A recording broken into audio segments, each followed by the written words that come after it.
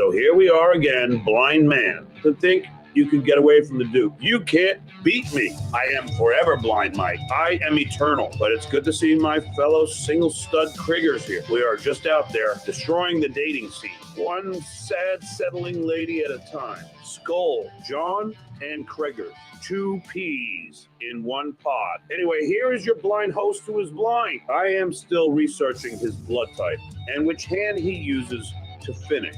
But I should have that information soon. Here he is, a man who will not be or will be a part of my lawsuit. Stay tuned. Blind Mike Gary.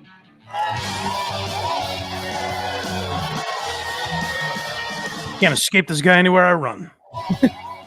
I enjoyed the Duke costume there. Why is Hack Ride's John AI so much better than everyone else's? I know, it's pretty good. It's very good. And then you hear the we'll get into this super tip system. We have a guest on here that has to pay his penance for what he's doing to me. They are here, by the way. Oh, they're here? Yep. Oh, yeah. Craig, what we're about to see is some wacky bit they have planned where Cardiff is Tookie and Tookie is Cardiff or something. I don't realize my ears work. I can hear them plotting on the other show. Shall I bring him in? And they're both whining like, "Oh, I'm so tired. I have to do the show." Who's making you? I thought it was a friend inviting you on. These jackasses. They think I'm not listening. It's the only sense I have that works. Hey, it's Tookie! Oh, hello. It's me, Cardiff Electric. Hello, Blind Mike. So wonderful to be here. Which is which? I can't tell.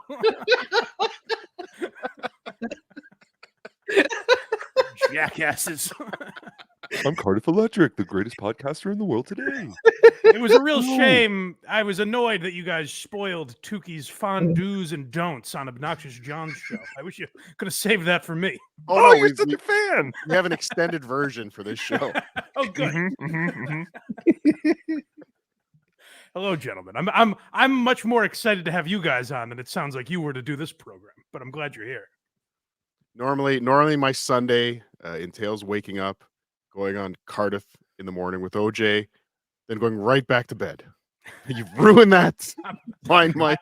I appreciate you extending it for an hour or so. I appreciate you guys hanging around. Of course. For you, I don't want to, almost waste anything. too much of your time here. But what were you going to say? I said for you, almost anything. Well, tell the people where to find you guys, because you have 75 shows throughout the week. So go watch Tookie Soup and Cardiff Soup and whatever other dishes they're serving. Potato soup, Monday nights at 8. And Tookie Soup on Wednesday mornings. I was on there recently. Bedabbling Live Saturday mornings. Go watch all these guys' shows. And the reason I invited them on, actually a couple things. I want to get to something with Tookie here. Where I invited him on to enhance this program because he owes me after ruining another program that I'm on. Oh, no. What did I do? Do you understand? Who Are These Socials is already half jingles, you cocksucker. Now we've got super tips. It's going to be the whole show. I have nothing to do with super tips. Carl stole that idea from me. It's going to be the whole goddamn show. Wouldn't it be zany to have Daniel Alexander say this? Yes, super tips are becoming quite gay. Tookie was super tips before it became so gay. Now that Carl's doing it, it's very gay. So I think I'm going to drop the super tip system.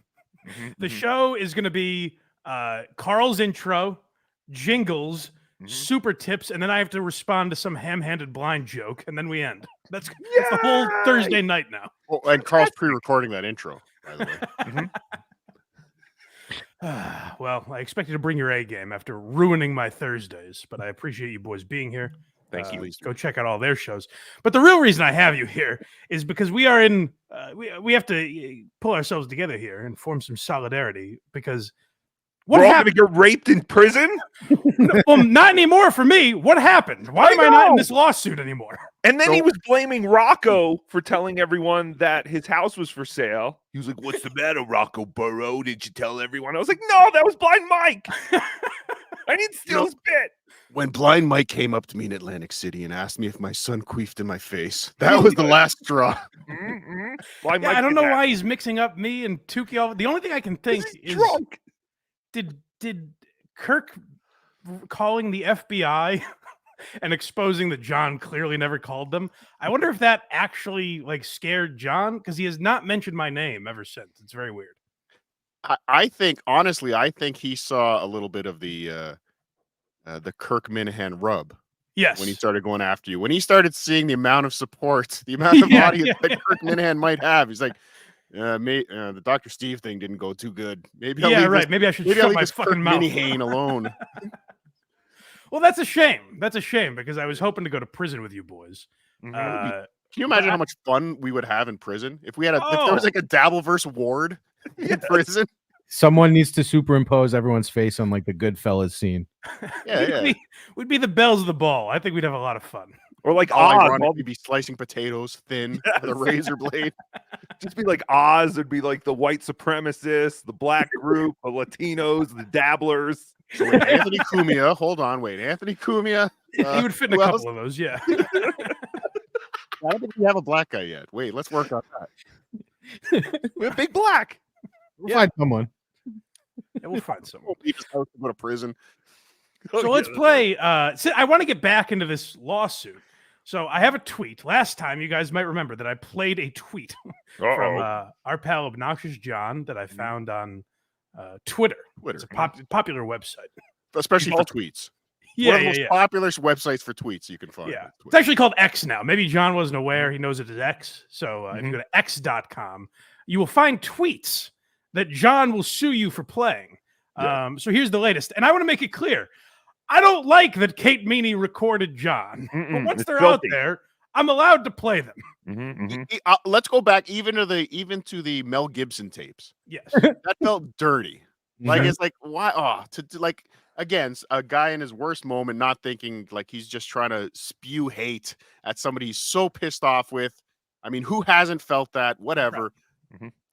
But I'm listening on every possible opportunity. I'm listening. Absolutely. I loved those tapes. They were amazing. Smile and blow me. Who says things like that? It's incredible. Let's bring the tapes back. We could have a resurgence of those tapes. So many, there's a generation of people that don't know those tapes exist. They're going to Mel Gibson movies right now, not knowing. Let's bring it back. Don't forget Hasselhoff and Baldwin. Them too. Baldwin, yeah. Well, Baldwin's got other problems. Pat O'Brien. But just to prove to John, and again, I'll play this to defend John and say I think it's kind of shitty what Kate Meany did. Now, I am reminded every once in a while that John called her a fat slut with cellulite, which may have prompted her to record these. Oh no! but I mean, some people it prompts to go to the gym, others it prompts for revenge. To record, yes, illegally in the state of California, by the way. But Craig, if you could please pull up the obscure website x.com and play the tweet I sent you. Kate, I will never care about this Dabbleverse or anybody in it. Can you pause, Craig? Yes. Blind Mike, before you make Craig play this, I want you to know what you're saying. You're about to be added to a lawsuit if you play this. This is the moment. This is the point of no return for you. But I was already on the lawsuit. But you're out, and now you're trying to jump back in. I don't know. Okay, you're a grown up. You can do what you want. Mike, you're out. Come on, John, add me back in. You're actually bringing Craig. You're actually making Craig culpable now. Well, I had to play the thing last time. Had to. Let's not start this game. Kate, I will never care about this Dabbleverse or anybody in it. Someday when you and I are basking on the beach in the Bahamas, laugh about this.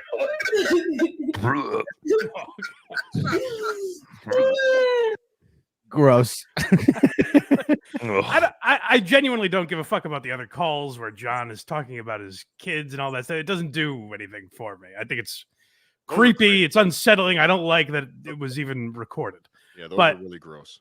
The point I have of that is, John, if you want to sue me, I'm playing a clip from Twitter. So blame Elon. It's still up there. The other one's still up there too. I found these on Twitter and YouTube. They're popular websites. But also, is John saying, like, I don't care, but it's all, that's why I know I'm not going to get sued. It's all an act. It's all for show. He keeps threatening lawsuits, so people keep chatting him, super chatting him, and saying he won't sue us.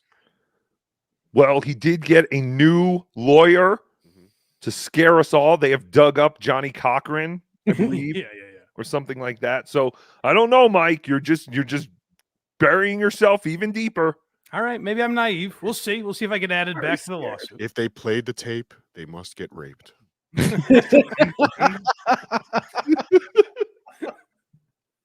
All right, Craig. Let's dive into these John clips, because John ultimately had a pretty boring week, but one or two of his episodes was somewhat entertaining. By the way, do we know what happened yesterday? Because he made his video private. I missed it. Yeah, so did I. I watched a lot of it. I have it. And I will be playing it tomorrow on Potato Soup, 8 p.m. Oh, good. We'll find out tomorrow. Oh, I'm sure there was all new insight. He brought up all new things to talk about. There were a couple things. He started trashing his lawyer. Sure. The lawyer that called Bob. You know, this guy was so stupid that he let Bob Levy manipulate him. I'm like, well, you hired him. Well, I got a feeling the next guy's going to be way better. It's going to be a totally different set of circumstances. Yeah. The hip hop lawyer is going to do much better. Let's dive into these. We got personal destruction. Yeah, so this is right after he so he went a few days, 3 or 4 days of saying, like, I'm a peaceful man now. I'm not going after anyone's family.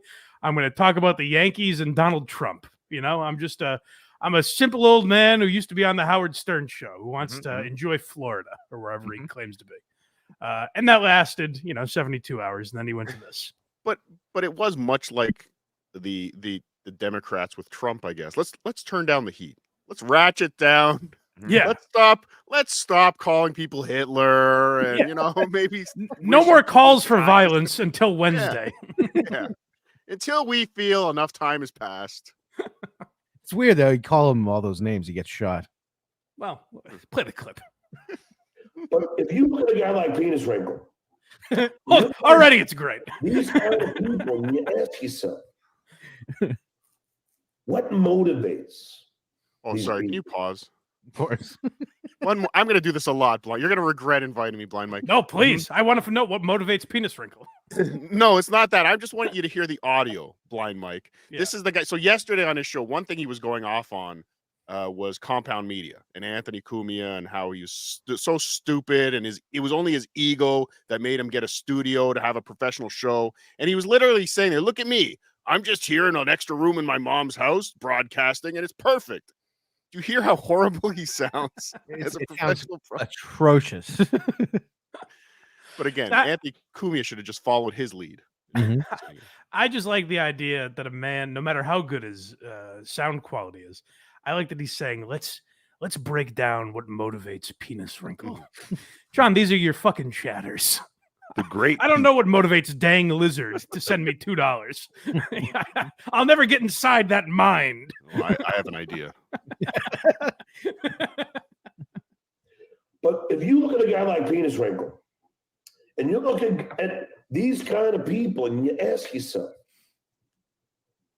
what motivates these people to constantly enjoy, really, the literal attempted destruction of my life? Did I do anything to Penis Wrinkle? Did I do anything to Vlad the Dragon, Mikey Dabbles, Mike Shitty? Can I submit something here? No, Vlad the Dragon and Penis Wrinkle obviously have it on easy street, but Mikey Dabbles, I do think John stepped over the line with him a few times. I think he has betrayed Mikey Dabbles, as we all know. Okay, Penis Wrinkle in the chat. We are Penis Wrinkle. Just a yes or no. Were you a board op at K-Rock? Just a yes or no, please, Penis Wrinkle. Oh yeah, please tell us. Oh, is that a rumor? Yeah, apparently John has said it before, right? John has said it before. Yeah, that's fantastic. I can't wait for my lawyer to say, Your Honor, the defense would like to call up to the stand Mr. Penis Wrinkle. Penis Wrinkle, what motivates you? Remember, you're under oath. Do you understand if there actually is any kind of court? If there's any kind of John versus anyone in any kind of court, we will be there broadcasting from the outside of that courthouse. That's why I want back in. I was jealous of you when he's listing all the people. I'm like, what the fuck, John? You're in. We'll replace you on the lawsuit. We'll replace OJ with you, Mike Garrett. Oh, good. Thank you. A maybe from Penis. We got a maybe from Penis Wrinkle. All right, Maybe. all right. Very mysterious. Very By the way, I nice. heard OJ seemed annoyed that I didn't invite him on, and I gladly would have until I heard the other day he was on a show with one of you guys. Yes, he And stinks. he said, he said, I was listening to Who Are These Podcasts? And Carl keeps playing these John tapes, and he's saying they're AI. He goes, I got to be honest, it didn't sound like AI to me. And I thought, well, I don't know how much insight this guy's going to have into these topics. Are you saying OJ is too stupid to be on this show, Blind Mike? Is that what you're saying? I don't know what he's going to add to the conversation, I guess was my point. You should hear what he recently found out about Annie. What's that? Well, I don't think Mike knows yet. it was pretty. I've Okay, heard. that's right. It was pretty obvious to the rest of us. she's very hot, is what Yes. you're saying. Yeah. I do anything personally to them? I'm asking you. I don't think so.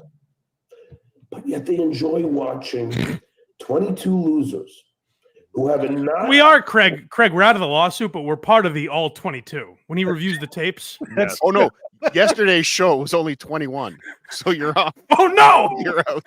Craig's still in, but I'm out. Thank you, John. What I have. Get together in the bully, hack pack, feeding, hunting mentality. Hack pack hunting. And they enjoy it. I like when he speaks like an intellectual. If you go on Reddit, I would say we could all probably agree that Joe Rogan is the biggest podcast out there. And if you go to Reddit right now, you will find a lot of people shitting on Joe Rogan. We've made fun of Joe Rogan. Missy B. Can you imagine if Joe Rogan went on one day and was like, listen, Brendan Schaub's trug on Reddit. What have I ever done to you? Like, John, you claim to be this famous guy. You're reading the names of chatters and having personal gripes with them. Well, isn't this at least more normal than taking chatters out to the Belmont Tavern? But that's also weird that he has this relationship with these people and then does things like just cancels at the last minute. Like, he wants personal relationships with his chatters and then ruins them and then wonders why people turn on him. He doesn't cancel at the last minute, by the way. He cancels after the event. Oh, is that right? That's I always didn't even good. tell anyone he canceled. That's always good. Next, we have him talking about Lady K. A new topic.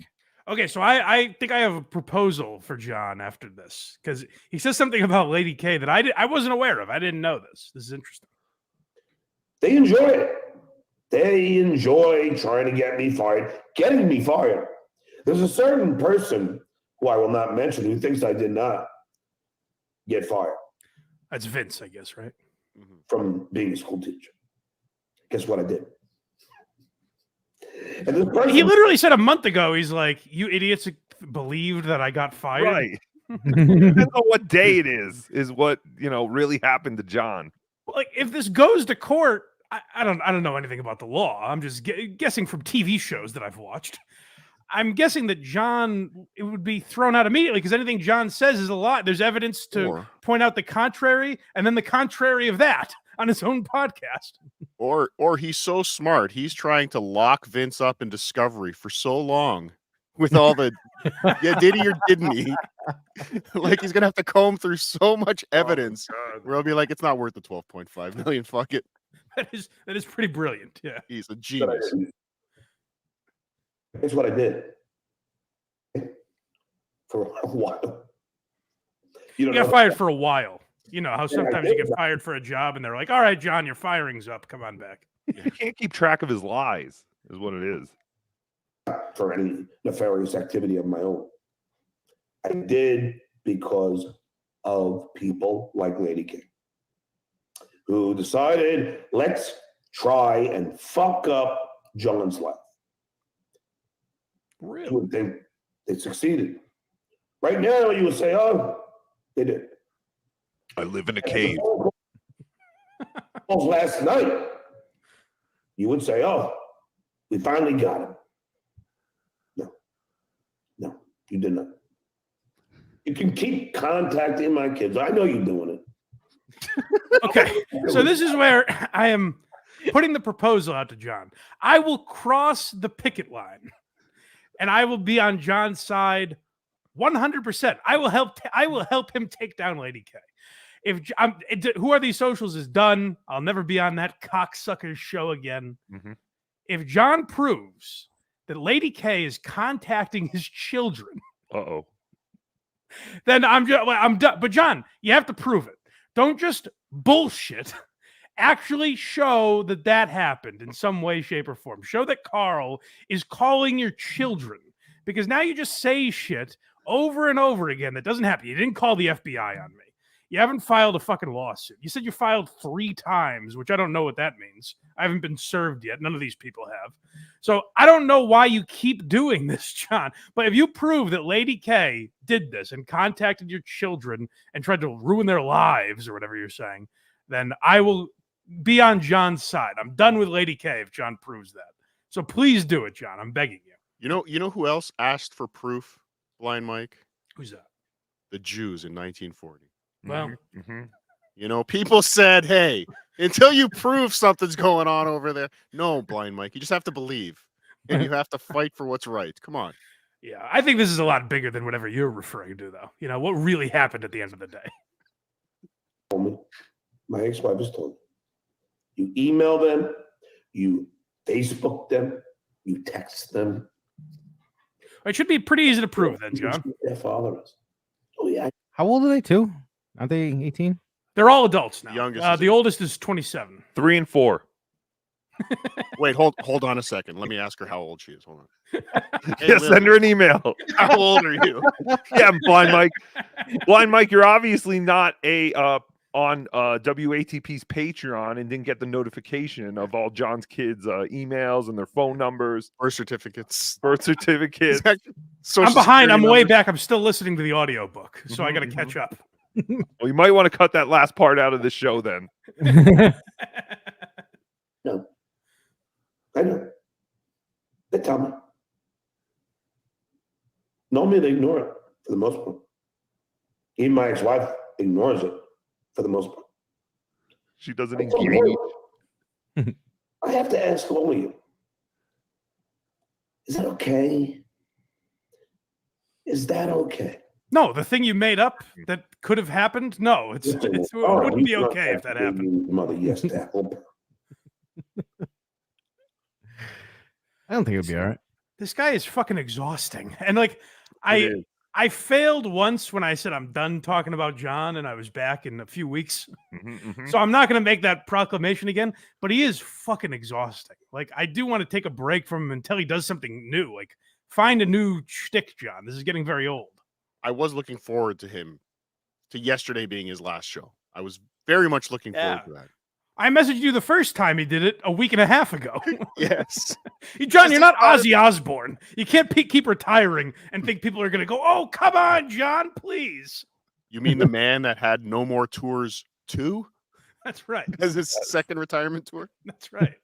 We are dealing with a 13-year-old girl who's just looking for, someone be on my side, please. Anyone. This is a call. I need someone to say, no, John, come back. We need you to ramble and complain about the same fucking things day after day. I'm in. Show John, show me the messages that Lady K sent to your kids, and I'm 100% in. Or maybe show me the video of one single show that's gone to your house and yelled at your door. Is there anyone? No, John is the only one in this universe that's crossed that line. Yeah, I do have just a critique. You can take it as you. I understand you're an artist, Cardiff, and you work in mysterious ways. John also went to Kevin's house, and the song is knock knocking on Heaven's door. Yes, feels like kind of an obvious. Yeah, it was too obvious, actually. Okay. I did throw a I did throw a Brennan's door. I respect it. No, I did throw a Brennan's door into the mix, but I thought it's Kevin in heaven. I know, but that's too. It was a little too on the nose. Okay, I'm a hack. I'm sorry. I also had a lot of footage of him at Melton's house, so now I know you can't appreciate the video. That's true. I'm an audio. Yes, that's true. But it's very much based on the video of him Well, yelling at Melton. I'm sorry I asked. I feel very silly. Here he is talking about the chat. Oh, good. This is very important. His beef with the chat now. John, how about filing the lawsuit? Pay attention to that. Not one of these pussy boys in this chat. Penis Wrinkle especially. He writes a lot. Talks a lot of shit. Talks a lot of game. Penis Wrinkle, come see me. I'm in New York. Come see me. You know where my mother lives? They posted her address. Come see me. Is that really what you want, John, for Penis Wrinkle to come to your mother's house? Yeah, you're inviting him now. Text my kids. I dare you, Penis Wrinkle. Text my kids. It is a full-blown invite at this point. Hello, Mrs. Melendez. Penis Wrinkle. Can John come out and play? John, Penis Wrinkle's here. On today's show, I can't believe Penis Wrinkle came to my mom's house. That son of a bitch, Penis Wrinkle. What would make him think it's okay to do that? At my mom's Penis Wrinkle. Come on.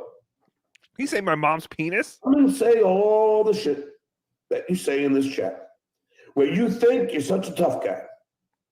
Come on over, my shitty internet provider. Come on down. You're the next contestant on The Duke is Right. You're not going to do it. You're all pussy boys. You're all keyboard warriors. So you're saying if they don't go to your mother's house, they're pussies. Yes. Now you're threatening them not to do it. And you are doing your best to take down the Duke. You feel better about yourselves. Now, you think all this is really bothering me? It doesn't. Did it bother me last night when Dabbling Dan called me? Did I scream at Dabbling Dan? Yes. Oh, No. you just said no. I was mad at Dabbling Dan. No. Context. Did I cry and stomp my feet? Of course. But am I angry? No. Dabbling Dan. I was screaming because I can't believe the laws these guys are breaking and taking a conversation out of context to make me look bad and lose my friends. Now, can you imagine what happens when John sees, like, in the paper or online, like, murder charges? Like when he sees real laws being broken, he must lose his fucking mind. No, why are they wasting their time with these murders when they should be focusing on these recorded phone calls? I like when he pretends all he cares about is the law. Sheriff John, just upholding the rule of law. But then he's running from the law because he doesn't want to get served. That's the best part. Craig, I don't know if you know this part. John's on the lam. Yes. He's ducking process servers all over the country. And he won't mention the 12.5. He always plays like 12.5. I don't know what that is. I don't know. That's how you know that's real. He won't talk about it. All right, what's next? Where'd we go? Oh yeah, so this is him. Like he lists all the people in the lawsuit. And Craig, am I crazy? Tell me if there's a name missing from this. This is very upsetting. and what the shitware and Lady K don't realize is they're just as they are in serious trouble. And don't think for a second the lawsuit is not coming, because it is. You guys don't think it's not, which I love. Keep it up. It's coming. Oh, it is coming. All the I's have been dotted. All the T's have been crossed. Can you imagine the shitty lawyer? He's like, they have to send back the paperwork because there's not enough dots on the I's. Do it again. I thought these were L's. 3 times with the FBI, 1 time with LAPD. All those filings are documented. All those filings will be used as evidence in the lawsuit. Oh my God, I didn't realize that. Lady K will be named. Guys, if we can go back, Craig, just take the first part down where I played that clip from Twitter. Yep. I didn't realize documents would be involved in the lawsuit. I didn't know they'd have paperwork. That's crazy. I should have thought of that. But again, the filings are the evidence. So the report that he made to the FBI is evidence now. It's proof that I was. Oh. But how did we all know literally the hour that Vince filed his documents and everything was pretty much online the next day. But John's saying he did all this stuff weeks ago, but no one's shown any proof that and multiple times. Again, I don't. He keeps saying like I went to the FBI. I filed with the FBI 3 times. Why?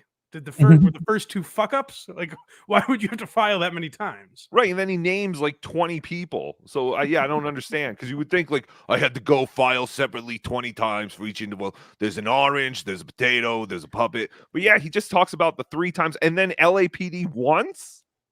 Right, and we would all be separate because from what I understand, Tookie, you and I found these clips on social media, Reddit and Twitter and shit.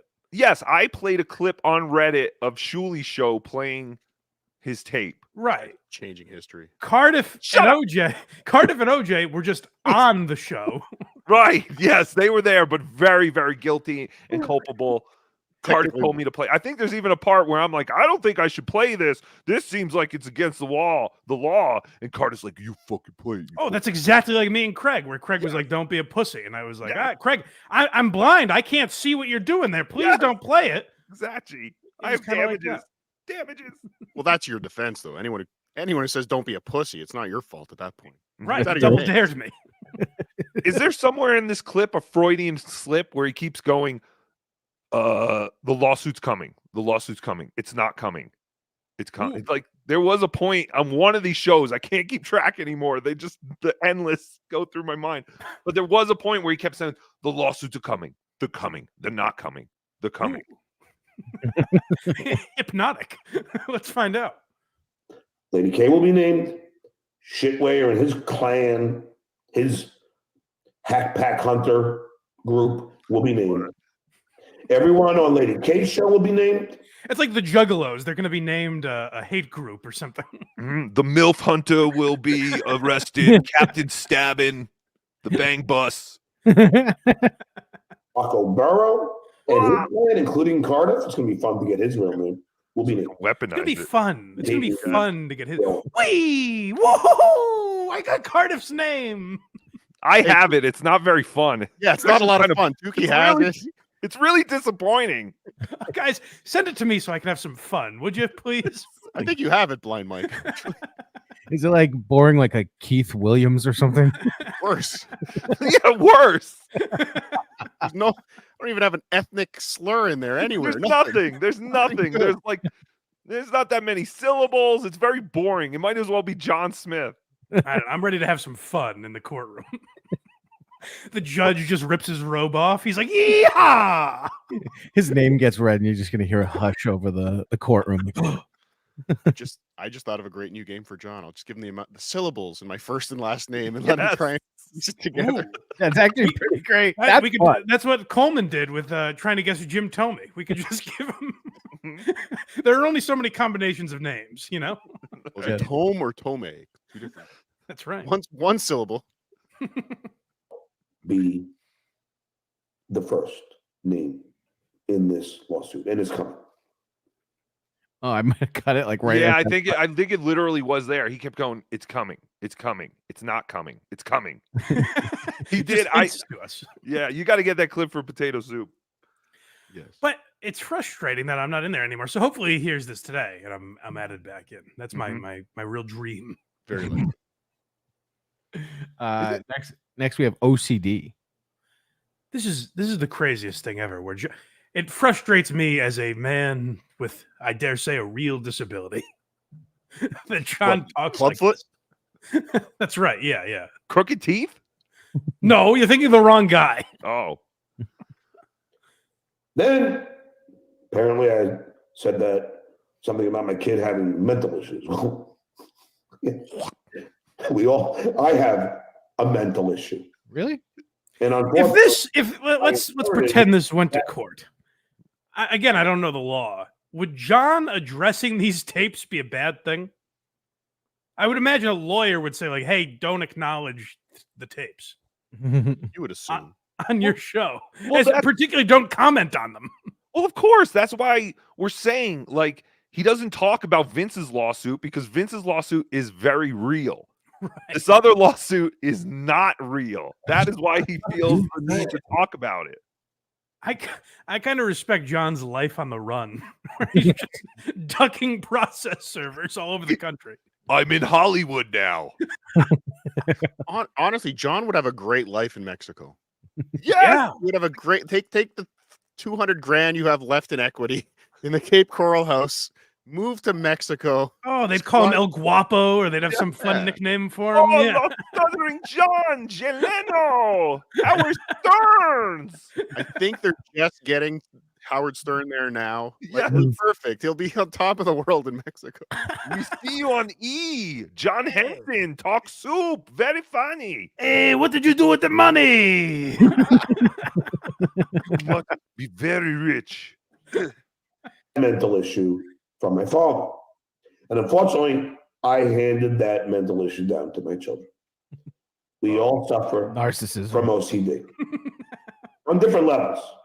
Some of my kids are better at it than others. Some are not. So you have 3 kids. How could some be better than others?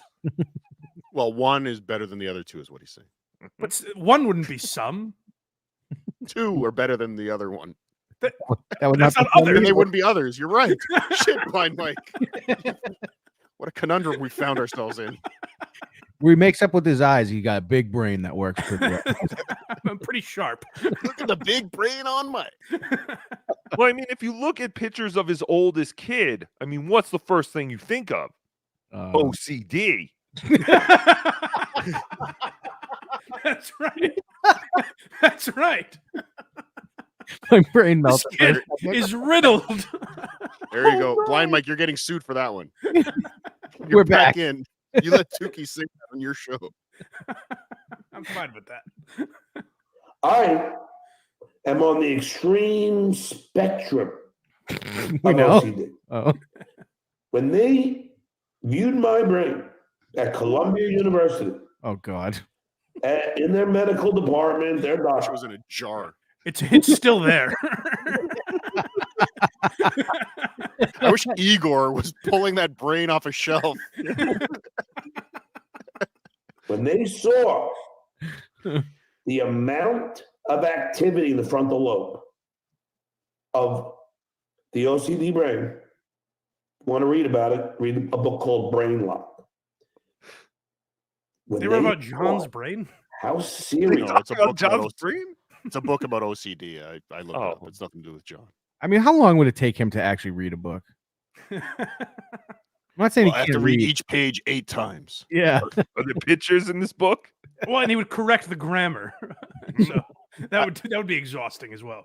I guarantee there's a clip of Howard talking about this book back in the day. Oh, yeah, that makes 100%. sense. Howard Yeah, was yeah. talking about this and Dr. John Sarno were the 2 books probably Howard was talking about with John. That's where he got it from. You don't think John is up on all the medical literature of his time?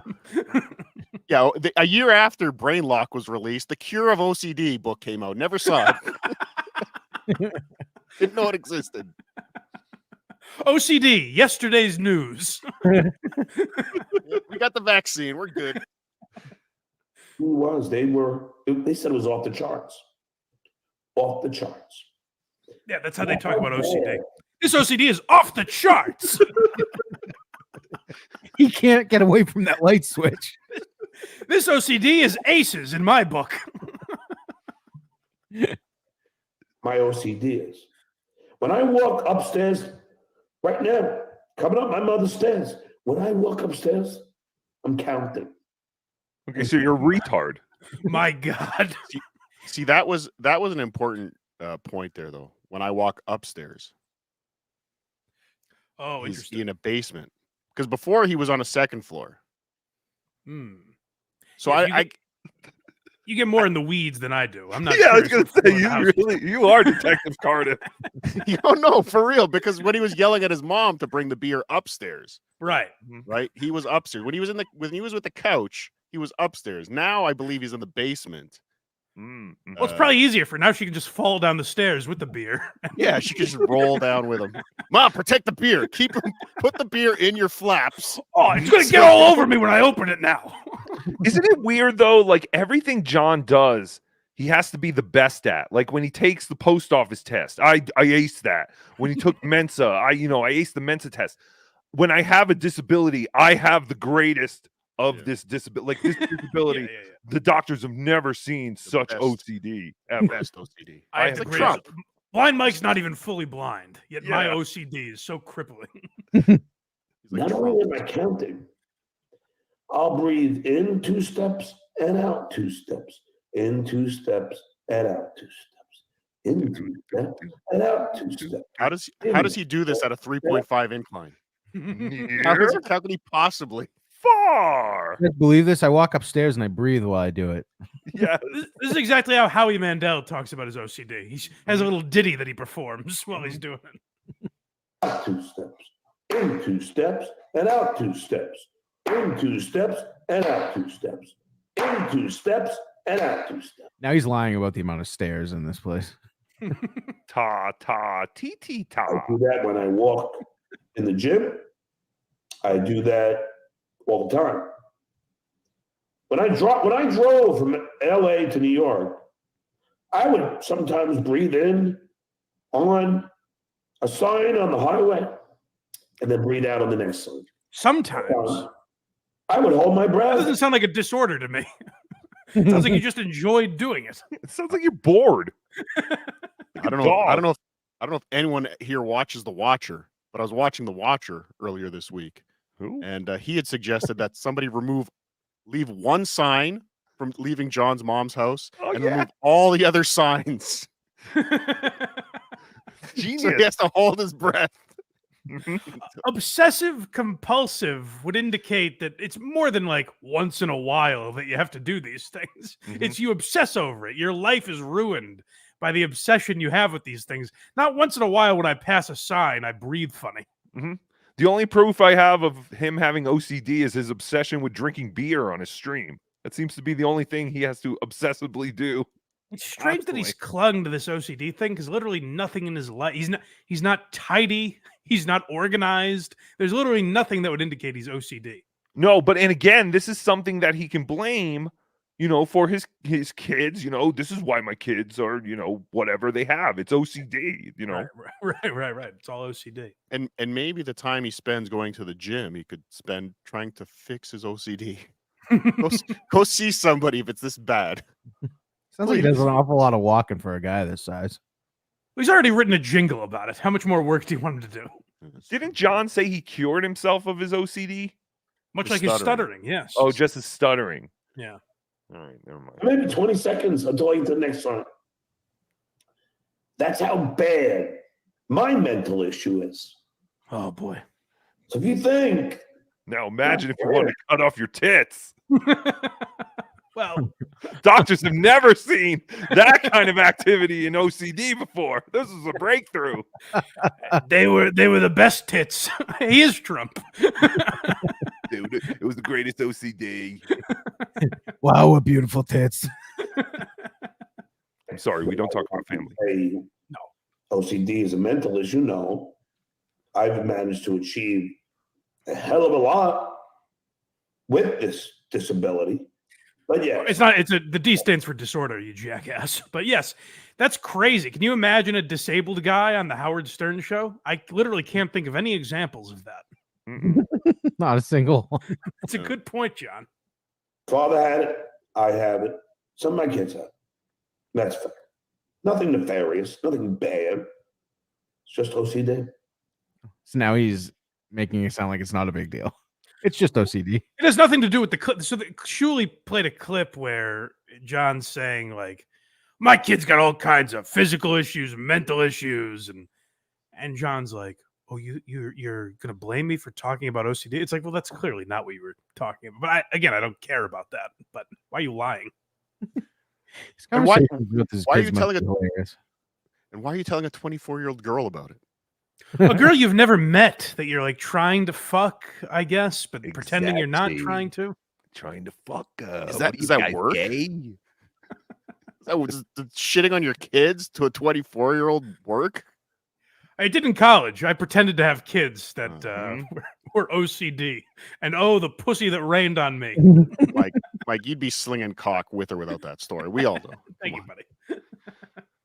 Yeah, would you brag about how you spread a mental illness or a disorder when you're trying to bang a chick? I got my eyes are so bad that my kids can't see a fucking thing. What a fuck. That's how bad my eyes are worse than anyone's. I'm so jealous. A lot of you think I'm just trying to, how do you say, exaggerate? Yeah. For lack of a better word. That's perfect. I'm not. I wouldn't wish OCD on my worst enemy. No, just prison time. You wish my kids would be gay. He did say that. He did. Trans. Then he said trans. Now, Craig, I don't know if you know this. That's worse. When Tookie's friend Rocco made fun of John's kids, John said, "I hope, oh, do I hope, someday you suffer the fate of having gay children." I believe he prayed. I believe he made the sign of the cross before saying it too. Like it was official. He did. He said like Howard Stern in Private Parts. He was like, "Dear God, please make Rocco Burrows' kids gay." Can you imagine the horror? What a horror. Come on. Imagine his kids hearing that who are gay. Right. Dad, were you using that as a weapon? Like you want that guy to suffer? Because like, what do you mean? It's psychotic. And Actually, again, I have sound of when John found out his kid came out of the closet. Oh, please. Shut up, you faggot. Oh, No. not very nice. oh, I thought it was this. But, let's remind everyone that there is a very small chance, and I'm gonna say there's a very small chance that any of John's kids watch any of our shows. Sure, I strongly doubt they're watching the potato, the puppet, the blind guy, the clubfoot, the Jew, all these things. I doubt his kids are watching any of these shows. Right. But there is a very high percentage that they're watching his show. If my dad had a YouTube show, I would check in once in a while. Yeah, maybe, yeah. Or even just social media. Like, it's possible that one of these clips has come across their radar. Yeah. I think so. Well, do you remember the story of him arguing with his oldest daughter on Facebook? I don't know if I know that. No. Yeah, he did one of his and he's talked about it many times. He had a post about what's his name? Holy shit. Caitlyn Jenner. Okay. Post about Caitlyn Jenner. Basically his Fruit Loops joke he put on Facebook. He Good. I'm Facebooked glad it out. that he put pen to paper on that. Yes. and his oldest child, whatever their name was at the time, I don't know, responded to it and got very upset about it publicly on Facebook. And he responded to that like he had an argument with her or him. Why are you Facebook. trashing me? Yeah. And he blocked his own kids' comments on Facebook. He deleted his kids' comment on his Facebook post about it. His kid's going to be in the lawsuit before Blind Mike. Yeah. Nah, she's a troll or he, whatever you are. That would be the greatest if his oldest came out in the Dabbleverse, just started a show. You can have my channel. You can have it. Whatever you want to do with it, go. Now that's a coming out party I can get behind. Exaggerate, for lack of a better word. I'm not. I wouldn't wish OCD on my worst enemy. Howard Stern can relate. What does that have to do with anything? I don't know. The only reason I finished that clip is because that end made no sense. Right, yeah, like him invoking Howard, as if we're all going to go, oh, Jesus, we should make, Howard might come after us now. My He God. wants to be connected to something. And Howard always had or claimed he had bad OCD. So John, having OCD is something he has in common with Howard. So he's saying, hey, if you don't believe OCD is this terrible thing that you would wish on your worst enemy, when you're really mad at someone, you're like, I hope you get OCD. Right. He's like, just remember that the king of all media and I both share that trait. Well, John, why don't you call Howard and talk about it? Exactly. Reminisce with your old pal. He won't answer my calls. Oh, exactly. Next, we got cowards. You might think because of John's ranting that here he's going out. Listen, he's done going after me for some reason, But you might think he's going after Tookie or Cardiff or Lady K or the dues payer or Bob Levy. Let's hear who's the biggest coward that John has encountered recently. You enjoy that. What does that say about you? Penis Wrinkle. You don't even have a real name. Wait, hold on. What? I'm sure he's got a real name. Nope. Mm-mm. He was a feral boy that someone found in the woods. A carnival barker found him in the woods one day and said, "I will put you in my show. You will now be known as Penis Wrinkle." I don't know. No one ever named me, so I guess I just go by Penis Wrinkle. Right, that's my name. He certainly has a name, John. Say your real name, you fucking coward. You won't. No, he's an online. He's a guy with a YouTube channel that he doesn't upload to. He's just Why would he lashing say out his at real name. He's lashing out at Penis Wrinkle because of Cardiff, really. Right. This is literally minutes after he was going, "Oh, it's going to be fun to get Cardiff's name. Oh, I can't wait to get that name and use it." The only reason he wants any of our names is so he can spell it repeatedly, put up pictures of us. Which I gotta say, against John's theory, John seemed to think that my last name was private information, but he went and spelled it for everyone in case there was any doubt. What? So people can spell my name now. What does that do to me? Like, what happens? I know what John wants it to be, and that's that an angry mob shows up at my house and beats me up. But If they're quiet, you won't even see him. That's his like thought. since Rocco Burrow being a public figure, what has happened? Well, I just hope he never spells my name and people think my first name has a K in it and maybe my last name ends in a W so they can never find me. Amongst all the other Rocco Burrows. Genius. Yeah. Thank you. Every single one of you in the pores right now are cowards. You're all. Those that are fans, that are not talking shit, maybe not.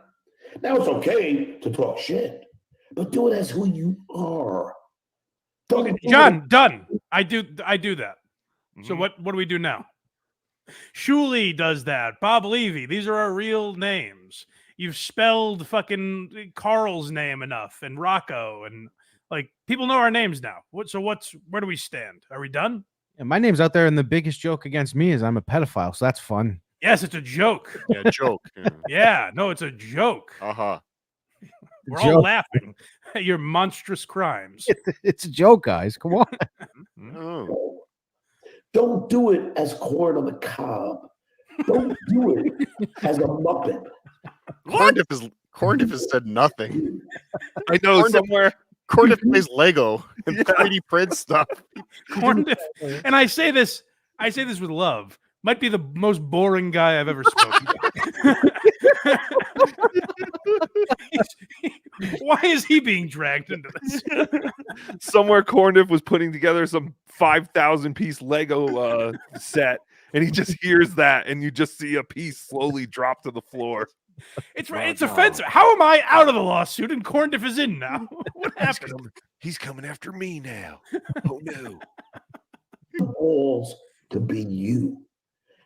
Own who you are. Own what you say. Deal. I do that, John. Can you pause it? Yeah. Can he own what he said on the tapes? Why don't you own a couple things, John? That's different. I didn't know someone was recording me. Caught him. Swing and a miss.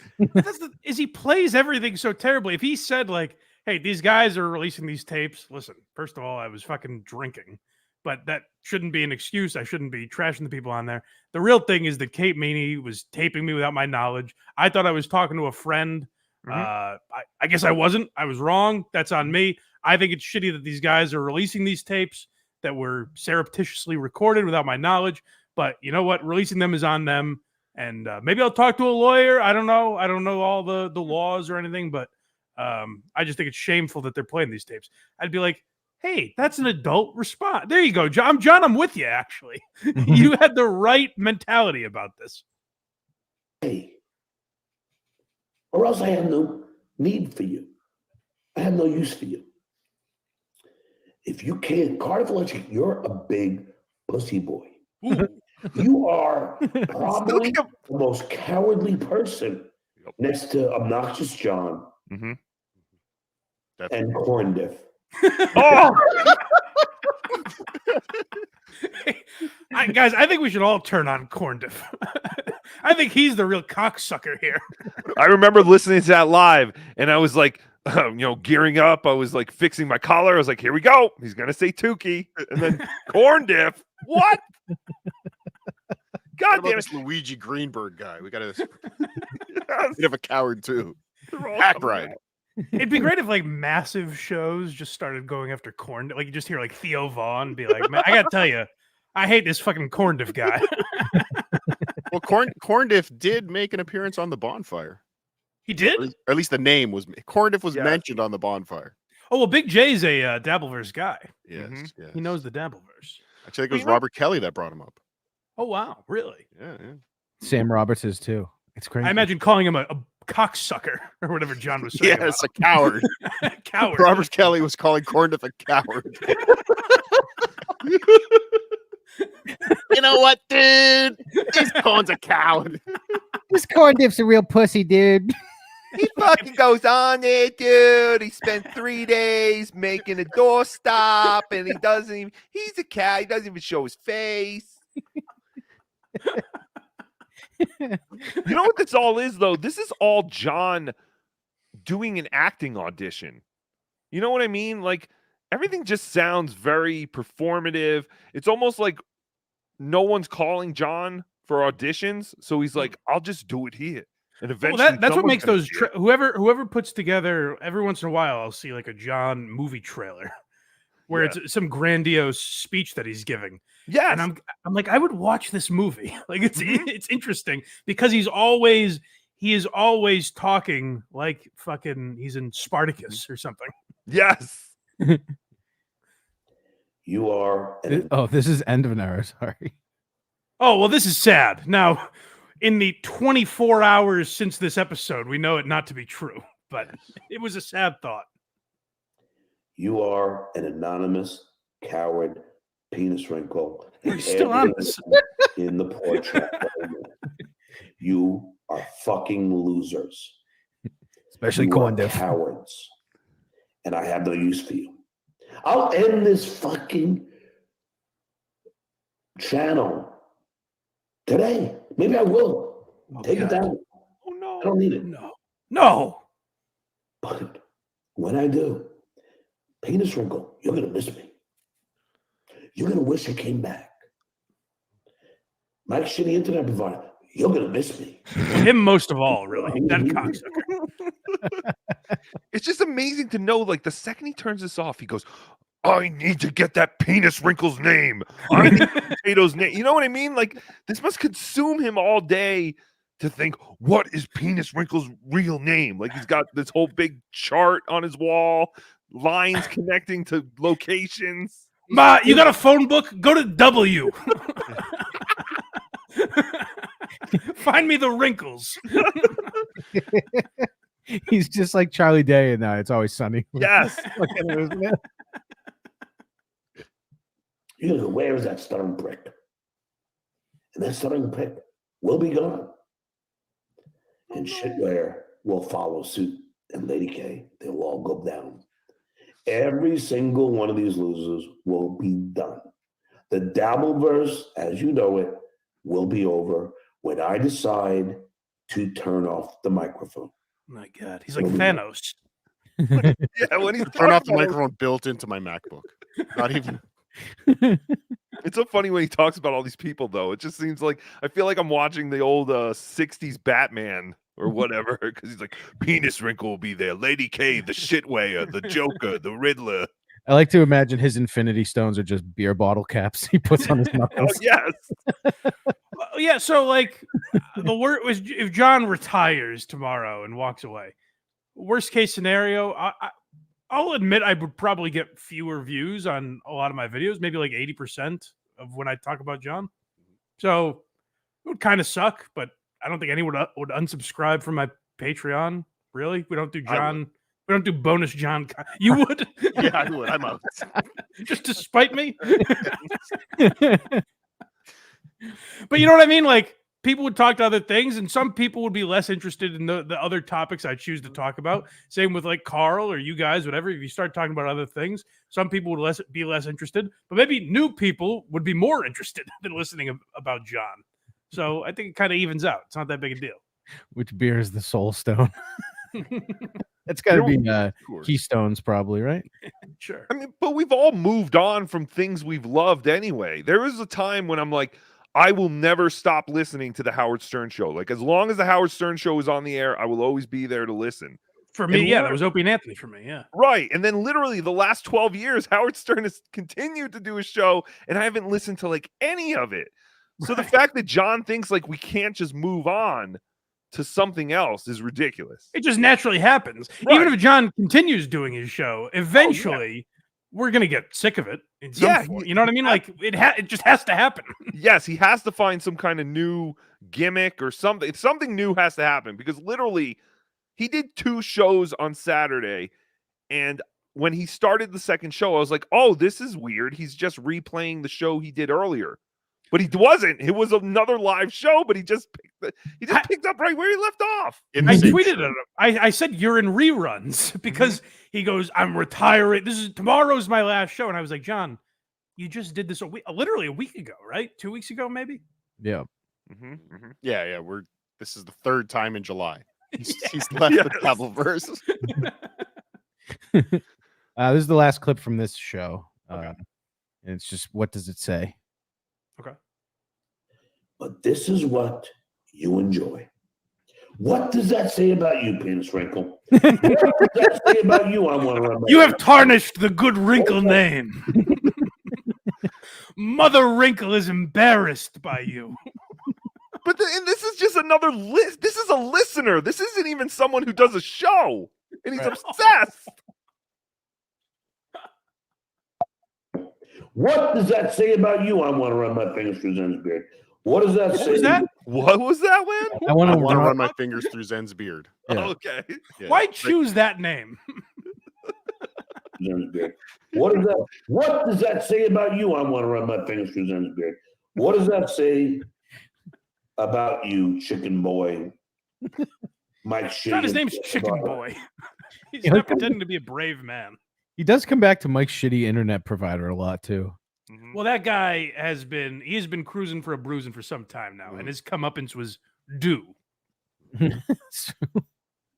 What does that say about you? You won't have the self-reflection. You won't look inside.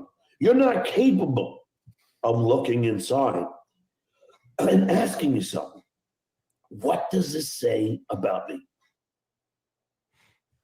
You know what's funny is that John has no call screener skills, despite being a call screener for so long. You know what I mean? Like at Howard Stern, if someone kept harassing the show, they would go, "John, don't put this guy on. Just ignore him. Don't talk about him." You know what I mean? Wow, that's interesting. Yeah, that's true. And John's reaction is just to constantly be like, "Fuck you, stop fucking with me, fuck you." Like, John, Penis Wrinkle fucks with you because he wants to hear you say the name Penis Wrinkle over and over again. Well, I think it's probably because John might have been a guy that every day put Penis Wrinkle on the line, and eventually Howard was like, "John, you can't put fucking Penis Wrinkle on to say the same shit over and over again." You know, he doesn't have a Howard anymore. He doesn't have a boss telling him what to do. He just gets obsessed with these things. And you do have to remember that John probably would, every call that was about John, he probably would put through to Howard, and Howard would choose to take them or not. But this is about John. This is a different thing. He knows if these calls were all about fucking whoever, you know, Mark Maron, these super chats were all about some other podcaster, he wouldn't give a fuck. They're about him. So they're of the utmost importance. This is true. We got some super chats here real quick. Okay. Well, let's get through. How many more John clips do we have? We got a billion. Two more. Okay, let's get through those and then let these guys get out of here because they've had a long morning already. It's nap time. Yeah, exactly. We got Carano. Oh yeah. Oh, look who's back. So you guys don't know this. What John is someone suggesting a song. There's a song, if you guys want to go listen, called Mama Geary's Touch from the great Matt Carano. Now, what this song is suggesting, and I think it's an erroneous accusation. Can we guess? It's pretty true. Yeah, if you'd like. She fingered your butthole. Basically. It's in that realm. Sure, it's accusing me of incest. Nice. Oh no! It wasn't your fault. You were willing. Yes. In Oh, the song, willing yes. The participant. character Okay, of Blind Mike, yes. got it. All right. So if John just had a little fun and played that, but listen to how John handles Minifan saying, hey, John, how about we embarrass Blind Mike? Play a song shitting on him. Dallas Minifan, there's $5. Duke, look up Mama Geary's Touch on YouTube. Like Mike Geary has some skeletons with him. After all these lies about your house, expose him. Oh, yeah, what happened? Clay, what happened? I thought I was selling my house on July 17th. Oh, damn, John. It's almost like I was lying. He was so mad. He was like, oh, yeah, what about that? It's almost like before and after every time I said it, I was like, hey, guys, I'm lying about this. I don't have any fucking idea of John selling his house. I can't believe you did that. It was wrong of me. Had a house anymore in Florida? Is it gone? What happened? John, it had the desired effect of being a little something to talk about. So this Clay Dabbler guy is fucking with him, right? I mean, I understand his name is Clay Dabbler, but beyond that. I've had DMs with Clay Dabbler. Yeah. I kind of believe he's a little sincere. Oh, okay. Good for him. I kind of believe he's really on board with John. Like he doesn't see how much of an idiot he is. Interesting. I think he's actually a fan. His name is Clay Dabbler. How is that possible? Well, it is I mean, weird. like- He went from making all those clay things to not making any clay things anymore, and now he just kind of pops up on John's show anymore. So I can't really get a good beat on what's going on. But I mean, listen, let's go with the law of averages. Everyone that's been John's friend eventually does not become John's friend anymore. So Right. 5 minutes before this appearance, it was fuck Clay Dabbler. Like they were Yeah, done. they were having a feud already. Yeah, no, they were finished. Mhm. And then Rob Saul wasn't available, so Something to talk about. That's what the Dabbleverse is, man. Someone creates something, Chinese How whispers. many lies? It's like, how many lies are you gonna make up, and why are people still buy into it? No one did. No one believed me, by the way. They knew I said I was lying. So Actually, multiple times. I think you meant August 17th. yes. That guys, why did you say July 7th? I clearly stated August 17th is when John is selling his house. I don't know why he was taking some victory lap. Like I said, July 17th. He's a fucking idiot. So yeah, August 17th, he's selling his house. It's being foreclosed on, actually. So can I make a clarification of my earlier statement? please. When I said I DM'd with Clay Dabbler, I wasn't bragging. I'm glad you pointed that out because I was kind of thinking like, well, this guy's really thinking who the fuck he is. But Yeah, I just want to make that clear. I appreciate brag. that. I was I like, put- wow, he's really throwing his nuts on the table. I wasn't going to make a whole thing of it, but quietly I was thinking like, Jesus Christ, I didn't realize what a get we had. And don't forget, we'll be celebrating John's house sale August 17th on day 2 of DabbleCon 2, Yes. which is August 16th and 17th Yes. in Rochester, New York. Get your tickets, WATPlive.com now. The couch cushions will be there. I should have made it that day anyways. That was dumb. But yes, August. Of course, I meant August 17th is when he's selling it. Go celebrate in Rochester. We all tell lies, John. But actually, I don't really tell many lies. If I was going to get myself out of trouble, was the only time I was going to lie. I've got to cut myself a hole. Shut up, Clay. Just I hope I don't cut my teeth off. Mama My Geary. gums off. They said, Mom, hold on. I'm Mama just not Geary. listening to him. No, please. You might as well not be there. Mama Geary. Mama Geary's Touch. Imagine thinking that, like, typing in Mama Geary's Touch and thinking it's going to expose me for something. You're fucked now. I just want to try something here. MAMA. Let's see how long it takes me to find it. Oh yeah, good. Oh, look, it pops up with Mama G. All of a sudden, it's already there. Mama Geary's Touch. Oh, look at that. Got it. Bruce Took about Springsteen 3 parody. seconds. Great. Wasn't that hard? Mama Geary's Touch. There's that. All right, now I have it. It's a wait. Oh, it's a song. It's a Kurt Minnie. I'm not playing Kurt Minnie. Fuck, what you're trying to get into. Kurt Minihane. I think John was legitimately afraid of the FBI thing. Like, I think he's afraid of Kirk, which, by the way, is wise, I would say, of John. That's a different animal that he'd be dealing with. So I think it's probably smart of John to be afraid. But, like, the thing that John doesn't understand is Kirk, if you guys don't know this, Kirk wanted to invite John on to, like, goof on me. And John blocked him. Like, even when he has an ally, he can't fucking accept it. That's weird too, because John craves an ally. Like, once he feels like someone's on his side, he doesn't leave them alone. He's like a lost puppy. I guess he didn't trust it because I was on the show or something. I don't know. I don't know what his logic was, but every wrong turn, as I always say. Whenever John is faced with a fork in the road, he always chooses the dark, stormy path. Lots of rocks. Rainbows and sunshine to the right. Leave those alone. Let's go. No, instead I'll have Rob Saul. Instead of having Kirk Minahan on my side, let's have Rob Saul on. This is the last clip here, and it's Fat Fox. Oh, this was humiliating. So he plays this. The clip we're about to watch him analyze, I time-stamped for you the DVD commentary.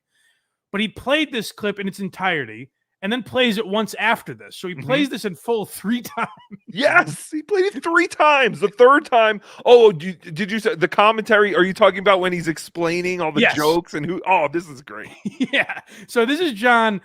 Shuley played a clip where John is calling his great ally Robert Myers, another super chatter. He's calling Robert Myers a fat fuck, and John says, "Oh, Shuley, you've stepped in it now. You think fat fuck is an insult? Well, watch this." And he plays, I don't know, some cartoon or something that he was a part of. Do you guys know what this is? So I played this on Potato Soup months ago. This was something that he wrote. It was a sample, I guess, a pilot. He was hoping to get this made into a series. He mentions he's surprised it wasn't picked up by a network. Oh. Yeah. But the only reason he's playing it, let's be clear, it's not like he pulled it out of his archive. Somebody posted this to Dabblers Anonymous that day. So it was like one of the new posts on Dabblers Anonymous. Somebody, I guess, found this on his if everyone wants to go and look at what I believe was a lost YouTube channel of Stuttering John Plus, at Stuttering John Plus on YouTube. This is there along with a whole bunch of other dog shit that he's created. Let's hear John. Let's get a peek behind the curtain for all you Fat Fox fans out there. Come on, man. Come on, man. This is him accepting his accolades after he played it the first time. Come on, man.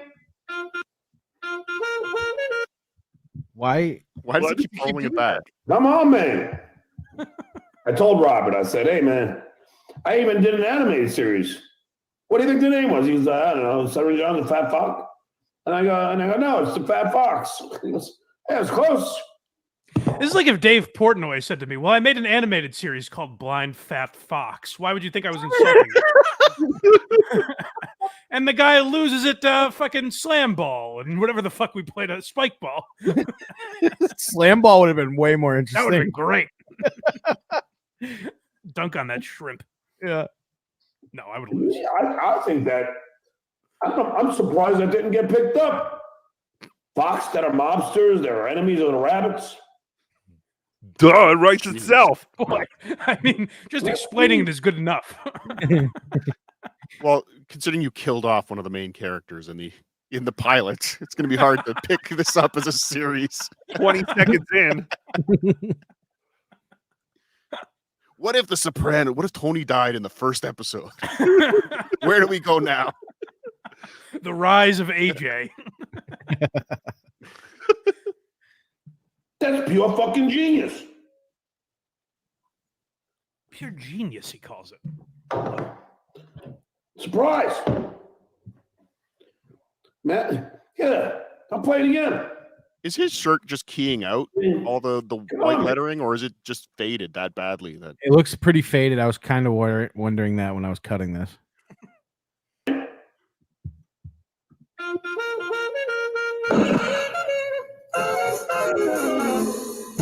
Original music. That's good.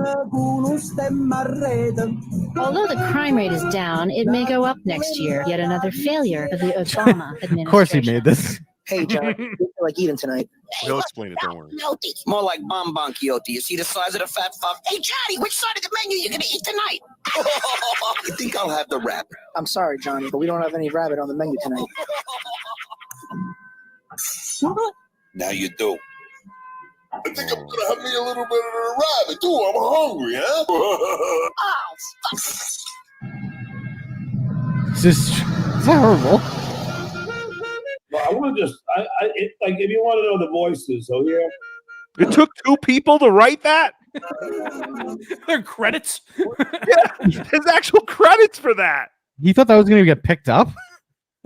It's like 30 seconons long. Yeah. You don't get it. There's foxes and they're gangsters and their enemies are the rabbits. I mean, that was, and take the embarrassing content out of it. Like the skit, whatever you call it, was fucking terrible. But like, people are very nice to compliment. Why are you laughing? I think I do a decent job with those, but the compliments would be so much less if I started saying, guys, it is the ultimate comedy. It's the greatest comedy podcast that has ever been made, quite frankly. People would be like, all right, Mike, you do an okay job. You cover topics we've all heard about before, all right? You're not that fucking great. Like, I want to kill an hour and a half? Yeah. Why are you laughing is there for me. Yeah, you catch more flies with honey, I guess is what I'm saying. But again, John has also said, like, I don't care if you think my movie stinks, I made it. Like, this is just to say, like, hey, at least I made a cartoon with 20 seconds of one, but I made one. Yeah. That's all this is. Pretty impressive. Look at the advertisement. I know you can't, Mike. I'm sorry. But look at the advertisement on the garbage truck for the Fantastic Mr. Fox movie. He's like, was he trying to capitalize on the hot trend of foxes in media? Possibly, yes. Well, what you don't get, Cardiff, is the first. It was a Fox News parody at the beginning. Oh, I know. I saw that. I don't think you saw through the subtlety. Wait, but why was she blonde and had big boobs? Oh, you silly goose. Fox News. You know what? There's a movie about Roger Ailes. I'm going to send it to you. They put the cameras under the table. I see Judge Janine in like giant cans. Yeah, no, the Fat Fox thing was like legitimately embarrassing, where I was watching John just go, look at how great this piece of media is. And I was like, John, a child could have done that. Like, if you told me this is a kid's school project, I would believe you. Exactly. Yeah. I mean, you know, I guess it's impressive that you made a 20-second cartoon. Listen, it probably took days, if not, weeks to make this 20-second cartoon. But yeah, in the end, it looks like a kid's school project. He plays it again immediately too, which is insane. All this was being funded while he was not paying child support. I need the money for the fuck. I'm investing. Consider it an investment, Susanna. Susanna, when Cartoon Network calls me, you're going to be laughing for demanding money now. He would be a good cartoon voice actor too, unfortunately. Well, I think if John had any self-awareness, I think he'd be a tremendous sitcom dad. I just don't think he'd be able to play it. Like, if you go back and watch the early clips from John on Leno, he's just a cheese ball. But if he could act like himself, the problem is he would act too much and ham it up. Mm-hmm. But if he could act like himself, he'd be an amazing sitcom character. As the great Artie Lang said, he overacted on his poster. Yeah. And this man thought he was funnier than Artie. Mm-hmm. Yeah. I didn't hear the clip, but I just saw a post on Reddit the other day. John claimed he was third Mike on the Howard Stern show. I saw that too. I was trying to look that up again. I just saw the title. I didn't actually click on it. I mean, he must have at least meant before Artie was there, right? Because that would be psychotic to think it was Howard, Robin, Artie, and John was above one of them. I don't even being above Gary. Like Gary was on the air way more than John. Right. But like John was probably on no more than a lot of the other back row. Like Sal and Richard are probably on more than he was now. Oh yeah. Definitely Sal and Richard are. Is that it for John that we've got, Craig? No, we're like halfway through this clip. Oh god damn it. John, watch it like 2 more times. Okay, John, go ahead. Take it away. Although the crime rate is down, it may go up. Now, this was obviously a Fox News joke because they always have blondes and big tits. John, it was so obvious. I don't think you needed to explain it. Oh, I get it now. Now that guy has a great voice. I know my voiceover agent loved that guy. My voiceover So agent. whoever that is, I think I don't know what his name is. But I don't know his name. He was on this project with me that I created, but I don't remember his name. And he was great, and my agent loved him. No, Mike, his voiceover agent. The voiceover agent was like, I could probably make money with this guy. I don't know about you so much. Start Quixote. that's me changing my voice. Hey, look at Don Quixote. I can't do it anymore. That's Years of alcoholism have thwarted him. Right here. It's more like Bonbon Quixote. That's me too. More like Bonbon Quixote. No kidding. That's me too. Get it? It sounds exactly like we got it. Because bonbons are a thing fat people would eat. Get it? That's the joke there. Get it? I'm the rabbits. Oh, do you see the size of the fat fuck? Hey, Johnny, which side of the menu you gonna eat tonight? I think I'll have the rabbit. That's me. Obviously, I'm the fat fox. The jokes are terrible. Well, no, They're I not don't think you jokes. understand. They're saying he's so fat that he's probably going to order everything on one side of the menu. The whole side. The whole side, Mike. I mean, we're talking. That's a lot of food. Can I ask? I said the trilogy Meet the Parents. Mm-hmm. I said by the third movie, the fact that their name was Fockers was not particularly Still hilarious. not particularly interesting. Now, I don't know if you know how Wait, but networks. his first name was Gay. You didn't Yes, get Gay. that, Yeah, did no, you? I got it. Get Gay it? Lord Fokker. I remember. Yeah. But the way networks run things is, let's say Fox picked this up, would be good synergy. Be 20 plus episode seasons. When do you think the idea that Fox sounds like fucks would get old? Never. Late into episode 1, or would it last till episode 2? Oh, fat fox. I get it now. Oh, it took me 19 episodes, but I get it. Tukey was rolling on the floor when he saw it. That's He's like, this is hilarious. See, they were gonna bring back the Tracy Ullman show, and they were Yeah. looking for another short, like an animated short to bring in to just fill some time. This could have been it. Like this, maybe John could have written 3 minutes a week. Well, they looked at Maybe. it and said, they said if we do that, then it just becomes another Simpsons. We can't afford that. Look at how much we're paying these people. Oh, you're right, Cardiff. Because wasn't the first South Park like very short? It was just a very short thing. So and They were it like got- internet sketches or something. Yeah, it was like a They're very short. Was 8 minutes though. yeah, that's true. It was much longer than this. Shout out to Spike and Mike's Twisted Animation Festival. Thank you. There you go. But yeah, no, the first South Park episode was longer than this. But maybe John thought something. Remember, because it actually got picked up because people started sharing it, and they're like, "You got to check this out. You got to check this out. Check out this cartoon." I bet John thought something like that might have happened with this. He's like, "Yeah, listen, we just need like 30 seconds of a really funny cartoon. People will share it. It'll be 30 seconds. They'll go, man, I need more of that." Trey Parker, do you even really need this Matt Stone guy? What about a funny? What about a funny stutterer? It's funny too because you can tell he thinks of himself like this fox. Like I'm just gonna behead all my enemies. Yes. Oh, great point. Yes, because even like at the end, now yous do. Yeah, that's like John. Yeah, John pictures himself as the fat fox when he's threatening us all. And this viral sensation, by the way, in 4 years has received 1.4 thousand views on YouTube. Oh, wait, you don't mean million? K. Does K stand for million? How many in the last few days? Those are Joe Mattery's special numbers. Hey, everybody, I'm going to sell my house. I'm going to sell my house to make my next YouTube show. Do you guys think that's a good idea? I haven't talked to my wife yet, but she'll understand. Yeah, put it in the chat below if you think I should sell my kids to, make my next comedy special. I'm gonna make a documentary using all clips that are already on YouTube. I think I only need $80,000.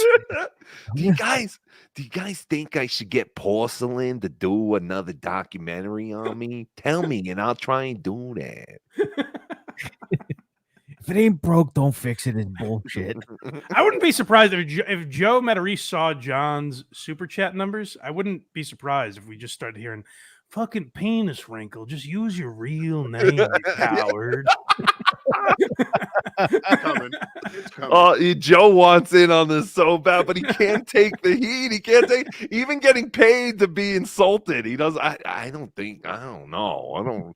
I don't want to read someone calling me a filled up idiot. I was just gonna say, I'm dying to hear him be like, "Hey, dumb Dago, thanks for the $5." Hey, John, you want to hear a compliment? You have more of a backbone than Joe Matarese. There's something for you. True. Every day, I just pictured Joe Matarese like tentatively, looking at the live button and just going, "Yeah, maybe I'll hit it now." No, there's too many haters. That no, maybe they're gonna make fun of me. No, they're gonna make fun. Wait, maybe now. Maybe this is a good time. Maybe 3:26 a.m. in the morning. There's not that many of them. They really don't like my documentary idea. Hold on, let me Google what time of day millions of people click on a live stream. And then to see John getting this money for people to just goof on him, it's got to kill him. Let's finish this goddamn fat fox clip.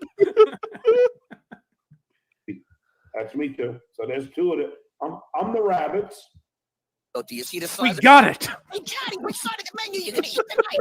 I think I'll have the rabbit. That's me. Obviously, I'm the fat fox. Obviously. Don Quixote. I'm sorry, Johnny, but we don't have any rabbit. Homage to Man of La Mancha. Failure of the Obama administration. Hey, starting over? Mike, can you stop rewinding it, please? What the hell's happening? My hands are up here, man. John wants to make sure you savor every joke in this 30 seconds. Let me drink this in. Listen to the waiter's voice that John said his voice agent was so in love with. Like, the guy's not that great. More like Bon Quixote. You see the size of the fat fuck? Hey, Johnny, which side of the menu you gonna eat tonight? I think I'll have the rabbit. I'm sorry, we don't have any rabbit on the menu tonight. You know that smile? That guy's Everyone good. was great. I'm blown away. He gives that guy the smile. H. John Benjamin. Please. Sorry, Johnny. Did John not do a fourth shitty voice? Like, why even bring in another person on this? You've already right. Dr. Doolittle it or whatever the fuck. He brought in two voices because the other mobster Fox guy that cuts the rabbit's head off says, "Yeah, I'm gonna have some rabbit too." Is that John too? No, it wasn't, because John said they like that guy too. Oh. Imagine having this credit on your resume.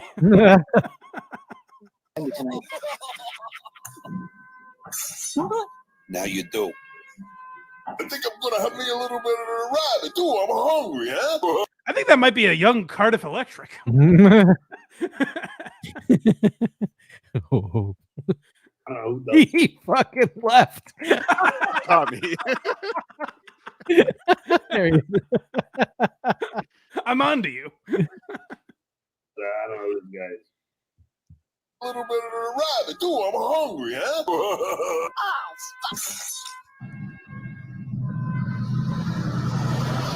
That's it. There you have it. So there you have it. He's watched it 12 times. That's what Scorsese said after premiering Goodfellas. So there you have it. What were the writing meetings like for that? And that was the final draft. Do you think if I change the Chaz Palminteri line slightly, people won't notice I'm ripping off a Bronx tale? But it's literally like, okay, we have a mobster fox. He's going to order something. Then another mobster fox going to kill 2 rabbits. And that's the end. And the music bed will be The Godfather. Yeah, what's the joke? What's the plot line?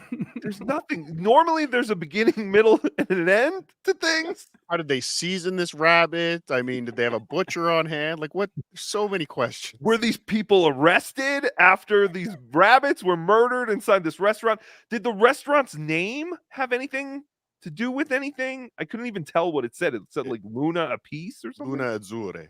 I mean, we could all agree Bon Quixote was worth the entire project. That's a great joke. That was the biggest joke.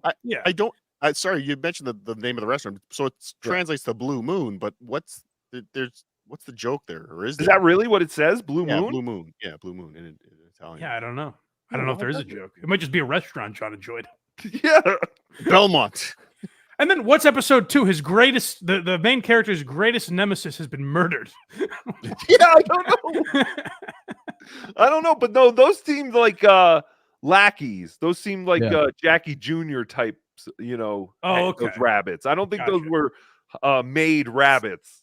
Yeah. Okay. It's just every week different rabbits that sound like John call this guy a fat fuck, and they get killed in different ways. That's I'm a fat fox. Why didn't he get Grillo to do a voice? Grillo was actually in The Sopranos. Oh yeah. Nick was Nick DiPaolo DiPaolo. probably Did you turned call him him? down. Yeah, I was gonna say Nick DiPaolo probably turned him down. Well, John, I'm gonna be a fucking rabbit. I mean, I think we solved a lot here and did a lot of good today. I appreciate you so. boys coming on to hash all this out. And with any luck, I'm back in the lawsuit and I can join my brothers in solidarity. yay, butt sex. and I do have to jump off, but I do have a programming note for next Sunday. Please. Cardiff in the Morning with OJ will not feature Cardiff next Sunday, but it will be starting at 10 a.m. What? Yes. OJ is taking the coveted 10 a.m. time Oh slot. no! I should have been nicer to that guy. OJ, you're really smart. I was just messing with you, buddy. But I got to jump off. But Potato Soup Monday night. Be there. Beautiful. Go watch Potato Soup. Tukey, where can people find you? Where should they subscribe? Thank you very much. Yes, everything you need to know about Tukey is at TookieSoup.com. I love you all more than a friend. We're doing it. Hacka hacka. Yeah. Thank you, Tukey. Thank you, boys. Craig, you'll stay with me for a while, right? to say. I'm Tookie. Get out of here. Mike sucks. Get him out. Get him out. I won't have that. He's gone. We got a lot of other stuff to get to, guys. So if you want to stick around, we're talking Steel Toe in a bit. We're talking Jay Mohr versus Rogan and Kreischer, Kill Tony, and a Peet Guercio update, which Craig doesn't know this. I don't know what to say about Peet Guercio, but we're gonna get to him. I have some stuff I have to. I don't know. We'll see. But first, let's get to some super chats, shall we? We got some super chats here. Make sure they're not starring automatically, so I have to do it. Myself. But we got Drew P. Balls, $10. Happy Sunday morning, crew. You too, buddy. Thanks for stopping by.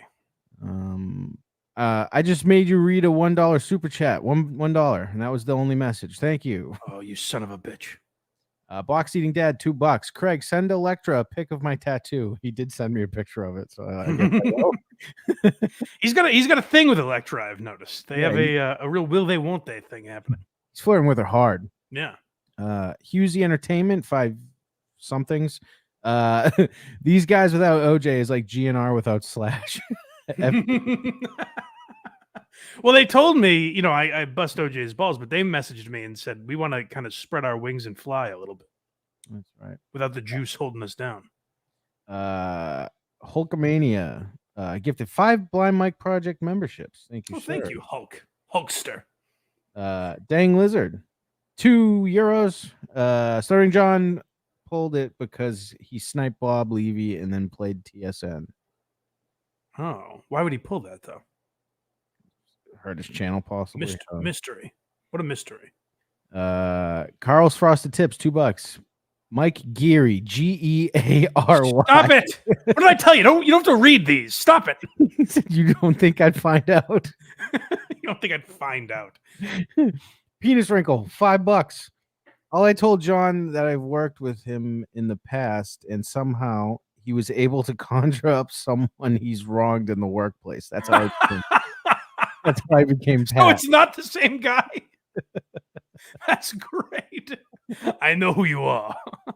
That's Which, Sean. by the way, like, imagine if, like, I'm trying to think, like, 9/11 happens, and George Bush comes out, and the first thing he says is, this is obviously a terrible day for our nation, but good news. I have the spelling of the terrorists' names. Like, would that have calmed everyone if we were like, oh, good. Well, at least we know how to spell their names now. Thank God. That Sean guy, $2. Even Blind Mike can see how stupid John looks. Yeah. Unfortunately. Seamus McAnus, $5. Where are the super tips? What is this hack? I refuse.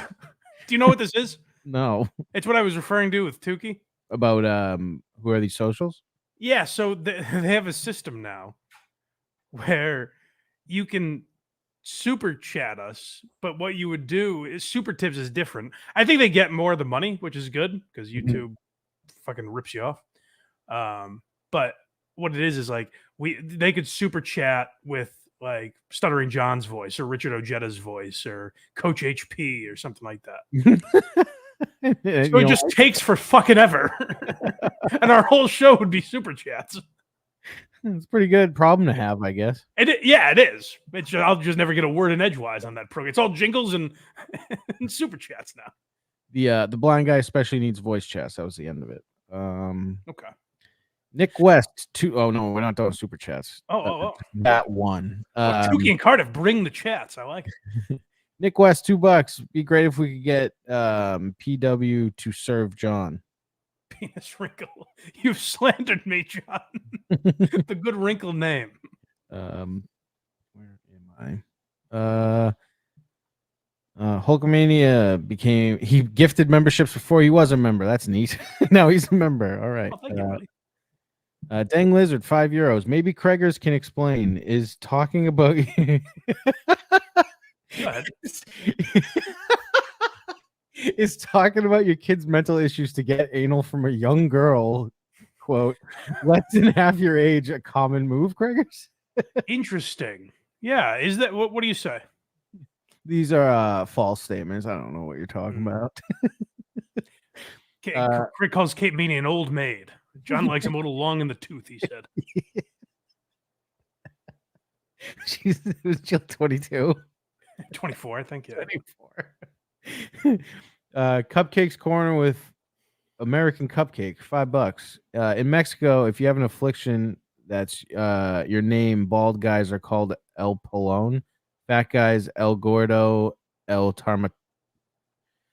Tartmamudo. Because I was just saying, I said in Mexico they call John El Guapo. Oh, There's a picture from the Red Sox back. Yeah, Rich Garces. Yes. Tartamudo is how you say it. The stutterer. Okay. Detroit Dabbler, $2. All-Star Crew today, Mike. Stuttering John. Well, not anymore. The ratings have plummeted. Plummeted. We had another super chat ad late. Hey guys, I think you need quote Charlie on 5th Mike.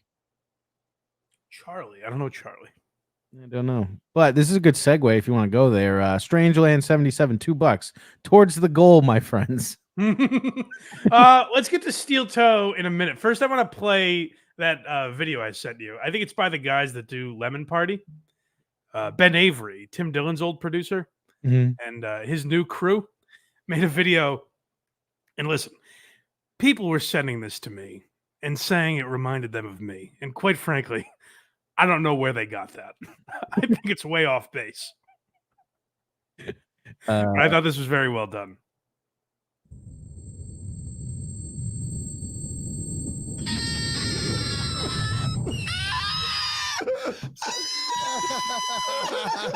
I've watched it 10 times. It's never not funny.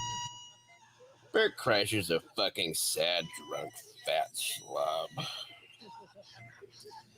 Could be leukemia, it could be metabolic. Tom Segura's really turned into a piece of shit, hasn't he? I need to run more tests. Looks like Brenda Schaub still hasn't been invited to the mothership. Sad. Rogan obviously has no respect. Why would they say that about you? Ric Flair never stood a chance on Kill Tony. This has nothing to do with the cancer, I'm afraid. I've been seeing this kind of thing more and more. Doc, do you mean his leukemia? No, the obsession with bad comedians. There's this network of YouTube channels dedicated to criticizing these guys. You got Too Lazy to Try, Patrick CC, Porcelain. Even Comedy Enforcement does good work.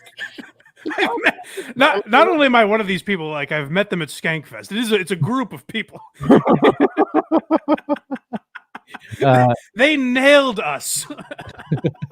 Dead Fool just gifted 10 Blind Mike Project memberships. Hey, it works, you jackasses. Everyone's now thanking him.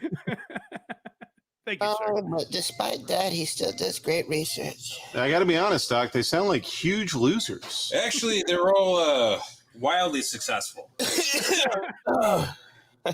Does Andrew Schultz know he's not black? Yeah, go make all it. All the criticisms they put in this it's just what Reddit says about these people. They did such a good job with this. Band of hyenas, you fucking Nazi haircut wigger. Blood sugar's dangerously high. Kalila Kuhn's a fucking sociopath. Been using Bobby Lee for years. Yep. You know, can't believe this happens on the day I get my new hat. You know. Do you like the hat? You never mentioned the hat, buddy. Oh, it looks like Matt Rife got some new lips. Guess he can suck dick better now. Stick to the crowd work, pretty boy. That guy's watching, Doug. Remember that. You're on fool's notice. Protect our parks. How about protect my ears and turn that shit off? Although the last 3 episodes have been pretty good. They seem to have hit a stride. Hey, Doc, by the way, real quick, what do you think of the hat? You look like fucking shit in that hat. What was that? You know what? What's that, buddy? I'm glad Theo Von cut Schaub out of his life.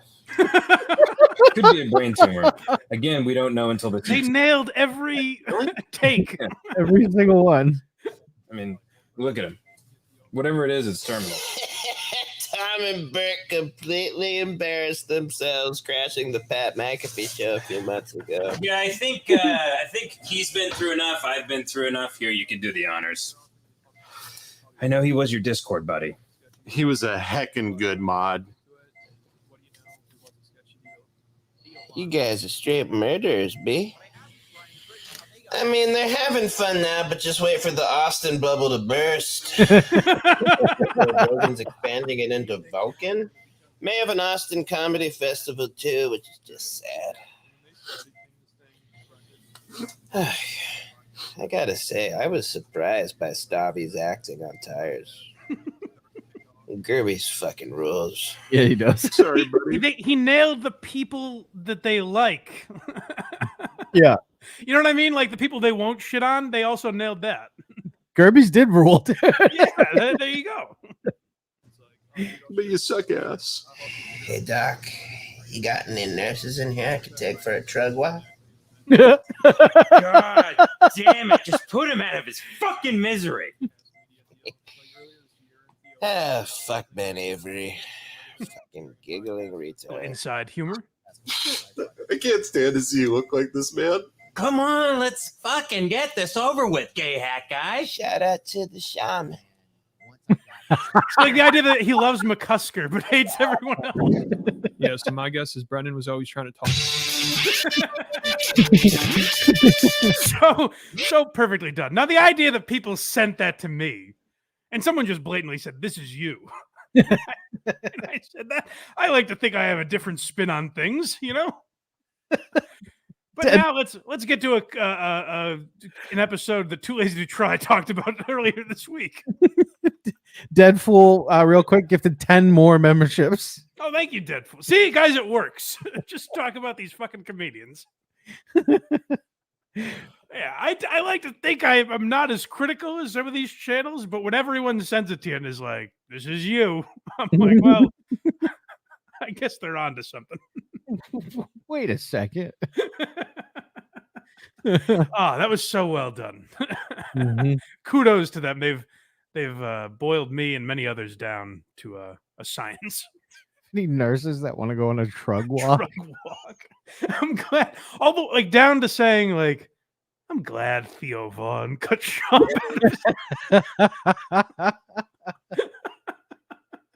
Then that Matt and Shane's is just rules. Oh yeah, no, it's that's very good. So that's ridiculous, and let's prove them wrong about all that. Jay Mohr was on Tiger Belly this week. I thought this was very interesting, just because Jay Mohr did disappear, and recently I forget why he came up, but I was like, what did happen to Jay Mohr? Because he was in the early days of podcasting for comedy. It was Rogan, Marin, Carolla, and Jay Mohr. were kind of like at the like they were at the forefront of podcasting. And then he just kind of disappeared. I don't really know what the fuck happened. And it was silly of me to not know what happened because he pretty quickly reminds us in this Tiger Belly appearance. So you can tell Jay Mohr has been bitter for a few years now. Mm-hmm. And like, I like this version. I've never been like a Jay Mohr fan necessarily. I haven't disliked him either. I just had no opinion of him. But like, this made me, I like this version of Jay Mohr where he's just like, I'm ready to fucking talk. Comedy police. And you've always been, I mean, I fail to mention Jay sometimes, you know what I mean? Or probably all the time, but, I say that like, Mencia or Paulie, but then you remember, I remember Jay being very, very. Even so Bobby Lee has him on and is like, boy, I should have given this guy a lot of credit for being good to me in the early days, and I never once have.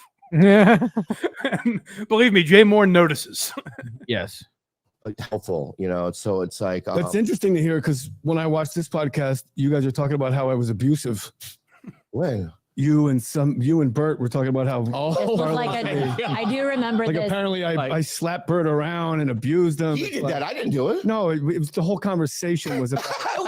This was What did I say? What did I say? I remember old studio. Yeah. The first time we had Bert on, I remember there was a whole thing Like, about Jesus. that. Yeah. Sorry for trying to help my friends. 3.8 million views now. What? How many views? 3.6 million views. 6. All right. Well, yeah, it's affected my career actually. You guys Yeah, it's actually ruined my life. the following ways. The comedy, but So yeah, the comedy police. He talks a little more about who exactly the comedy police are. Particularly Rogan. You can tell he's annoyed at Kreischer because if you guys don't know the clip that they're referring to, Kreischer accuses Jay Mohr of stealing on Rogan famously. He accused Jay Mohr of stealing his Tracy Morgan bit. Yeah, the story there. Yeah, and then with Bobby Lee, he talked about how abusive he was. He accused him of like physical abuse, like he slapped him or something. And Jay Mohr seems to be saying like that just didn't happen. Jay Mohr in this, it's actually a good episode if you want to go check it out. Not Tiger Belly, but Jay Mohr talks about how he dealt with a lot of drug issues and everything, like getting clean from pills and all this stuff. So it's also possible that he was just like fucked up. I don't know, but he seems to be claiming it just didn't happen that way. And he talks more about Rogan and Kreischer. About what? I mean, there's, you guys are friends. My comments to this day, this has nothing to do with you, but going back, like, I can't post a picture of my dogs without somebody saying, "Did you steal them from Bert too?" Like, literally, that has affected my career to the tune of millions of dollars when Rogan and Bert had that thing on. For some reason, it didn't dawn on me that fucked with him that much. I remember hearing that story, but I guess I thought he just could have kept doing his podcast, but I assume that probably affected his numbers to the point that he stopped. Right. Because he stopped right around, and he makes reference to it later, but like he stopped doing his podcast right around the time podcasts really started to blow up and help people's careers blow up. And he's around the same age as Rogan. So I don't know what happened to him, but at least according to him, that had such an impact on him that, he's playing half-sold venues now. Comedy, end all, be all. Yeah. Wow. Which is interesting. Yeah. That he's the arbiter of funny. But can I just... yeah. Considering all the times Joe Rogan has made us all laugh. Yeah, I understand. It's so funny that you say that because it's like now, like, I have a sense of like, I mean, I'm trying to sell out bars in Grand Rapids, Michigan. Yeah. And other guys are doing like arenas. He's also married to a billionaire, so I have a hard time feeling bad. Sure. Yeah, I don't feel tremendously bad. It is funny, though, that he's just shitting on Rogan's comedy, and you're watching Bobby Lee, like, try to tightrope walk here and be like, I like Rogan, and I just did his podcast, but right. I get what you're saying. Sure. I mean, Bobby's like, what are the odds that I'd be back on there again? It took Bobby's like, long. God damn it. It took this long for me to get on there in the first place. True. I got stitches, and out of all the comics on the tour, I did. Look. Okay. Yeah. Out of all the comics, that was on that tour, he was the only one to call. Dave Attell and go, how are you? Yeah. Yeah. He's a good dude. And I forever, you know what I mean? I would die for that guy. I would Who die else for was on that tour? Sam Morril. Love him. Dan Soder. No? Nothing? No. Yeah. Bert Kreischer. What do all those guys have in common? Where do they come from? What do you No, this is fun. This is great. I love this game. They come from America? The guy not in that crew yeah. is the guy to reach out and actually ask how you're doing. Yeah. Oh, that's interesting. Whoa, you're Bobby's in such a pickle here. He doesn't know what the fuck to do. I don't even get his point. I didn't get his point there either. I don't know what he was talking. Like, is he mad? Like Sam Morril and Dan Soder are two of the funniest guys working today. Is he mad that they're successful? I didn't really get what he meant, but it is funny just to watch Bobby being a pretzel where he's like, this guy was pretty good to me early on, and we have all just kind of abandoned him. Nothing but time to think about all this as I sit around wondering why my late show and first show have been combined and it's still not sold out. I enjoyed Bitter J. I know a lot of people like that he shit on Rogan and Kreischer and everything. I don't have a problem with either of those guys, but I do like him just being like, well, fuck. It's all I'm not getting on Rogan at this point. So I'll just say what I think about him. This is the last clip of it. And this one I did really just for you. It's labeled it uncomfortable. Because despite all the people that say I'm the guy in that sketch we watched, I never talk about Kalila, you bastards. I love when you guys did that podcast where you had to tell the truth or take a shot. All right. Oh, that's right. I was it made me love the two of you. It was so honest and beautiful. It showed a very deep love. It was really great. I actually had a big cry in the shower right before I got here. Thanks for mentioning that. And it was because today? Just today before I got here. And it was this deep, overwhelming realization of how much I genuinely love him. And it's so weird. And I called my sister. It's gonna be where in Thailand? Where'd you come? That's got to be so uncomfortable for Bobby to be like, why are you doing this to me? Please stop it. She doesn't want to get fired. That's why. I guess. Well, she's a part owner of their operation, I think. Yeah. I don't know if he could fire her. He's stupid. He's stupidly But it is a little psychotic. I don't give a fuck about what they're rolling. If Bobby is into it, then good for him. Do whatever you want to do. But it is weird as an outside observer to watch them be as she will talk about fucking other guys while they were together and all this stuff. And they'd be like, I just love this motherfucker. I was weeping in the shower this morning about how much I love this man. That's crazy. It's pretty gross to watch. But yeah, it's a good episode. It's interesting. I liked Bitter J. Not all of his points made sense, but I did enjoy when he's we all know how much Joe Rogan made us laugh over the years, which is actually a take I don't agree, even though I found it funny. People shit on Rogan's comedy. I thought his last two specials were good, decent. The last, or was it one of them? Triggered in Strange Times. Triggered, I liked a lot. I haven't seen Strange Times. I think Strange Times is the one where he talks about the woman working in the White House. That's a pretty good bit. I don't think it's bad. People make fun of his stool humping and shit like that. But Yeah, I think that might have been years ago. I don't know. Yeah, he hasn't done that in a while. I think he. Who was it? Wasn't it? What's his face from Curb? Jeff Green.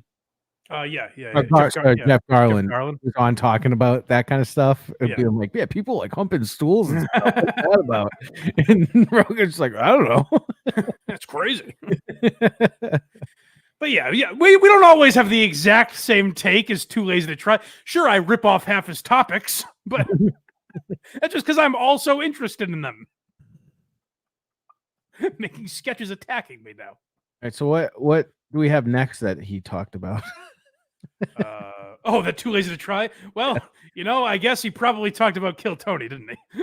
He probably did, which was the funniest podcast I've ever seen, I think. This was warranted for us to talk about, though, and I just want to talk about it briefly because I also thought it was great where Donald Trump, if you didn't catch it, Donald Trump and Joe Biden came together. They were on Kill Tony this week. So here's Donald Trump's entrance. And this is, just watch this. If you haven't seen the episode yet, just watch these clips to get a little glimpse into like what SNL or any of the mainstream outlets could have been doing for the last 8 years and just decided not to. And now when you see podcasts have completely surpassed them.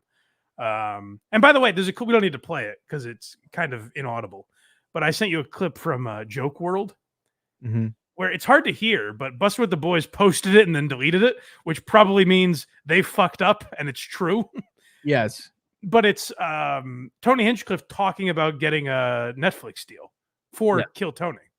And compared the contract to Rogan's Spotify deal. Oh, really? Yeah, he said it's comparable with the Spotify deal. I mean, that would be nuts. That would be nuts. But if they do shit like this. But yeah, that's very smart of Netflix. And I've been saying this for how many fucking years? And they've finally done it with Tires, and now it seems like they're doing it with Hinchcliffe. They did it with Andrew Schultz back in the day. But I thought after Schultz, there would have been kind of an onslaught of these comics getting deals. But this is the kind of thing that they're doing that the mainstream outlets have just completely missed the mark on.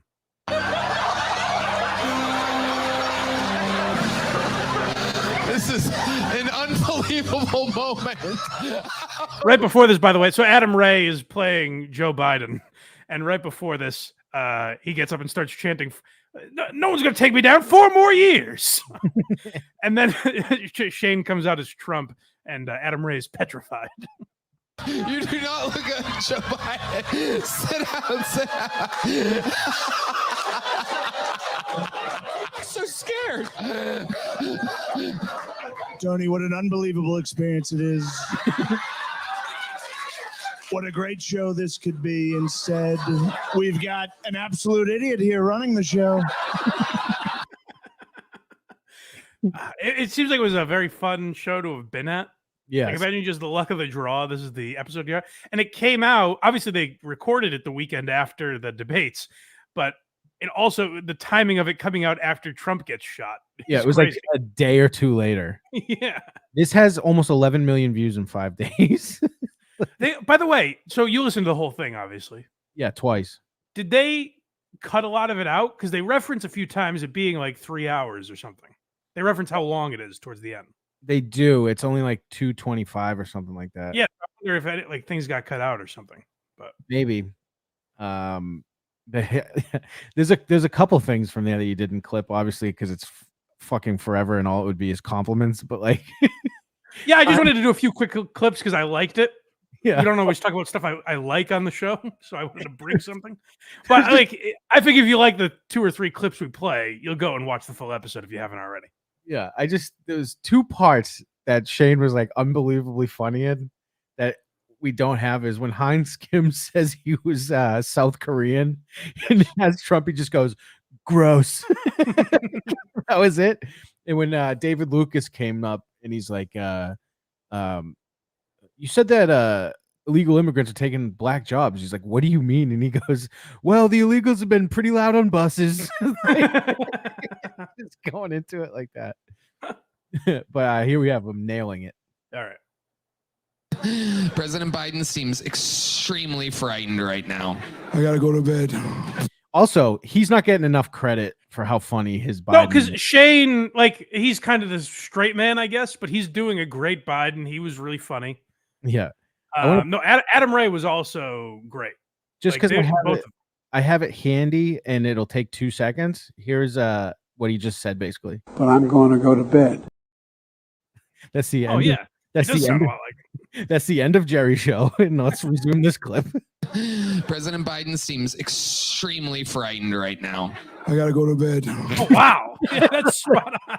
He was not getting enough credit. He doesn't get enough credit in the sense that the reason that's like now already a historic episode is that it's both of them. Right. It's a guy nailing Trump and a guy nailing Biden. Right. So, President Trump, I believe you know how the show works, right? Of course I do, Tom.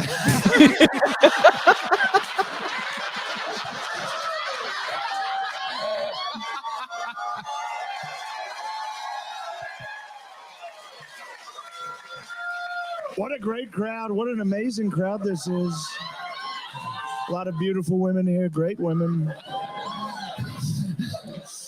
A lot of beautiful women, a lot of great guys too. A lot of great Americans. Yeah, Adam Ray really did do a good. I mean, obviously, like his Dr. Phil is great. He's gotten a lot of credit for that. But you're right, he didn't get enough credit for his Biden. And we were out yesterday. Me and the skirt were at my buddy's house, and his brother and sister were both there, and they're about 10 years younger than us. And his brother, he goes, "Hey, did you see that Kill Tony episode with Trump and Biden?" I was like, "Oh yeah." I go, "Are you a Kill Tony fan?" He goes, "Not really, but I watched that." Like this was outside of comedy. People started paying attention to this. Oh yeah, because I'm like you said, it was like 24 hours after Trump got shot that it got. Yeah. But here's how it basically started with Heidi. Okay, yeah. This is a good catalyst. And like I said, if you enjoy these clips and you haven't watched it, obviously you should. Is one of those moments we will never forget. Oh, there's the lovely Heidi, everybody. Oh, hey. What a great lady. I talked to her backstage. And wonderful woman. The tits. He's getting laughs like before the jokes. Correct. And then nailing the jokes, which is crazy. Good job, SNL. Right. And SNL was like, nah, he said he said Chinese once. What a great lady. I talked to her backstage and wonderful woman. The tits are real. Excuse me. He broke quite a few times. Yeah. And they were always good. They were always good. They were always perfect moments to break. This was the worst night to ever go up on that stage. Everyone, including David Lucas and all the other professionals, bombed.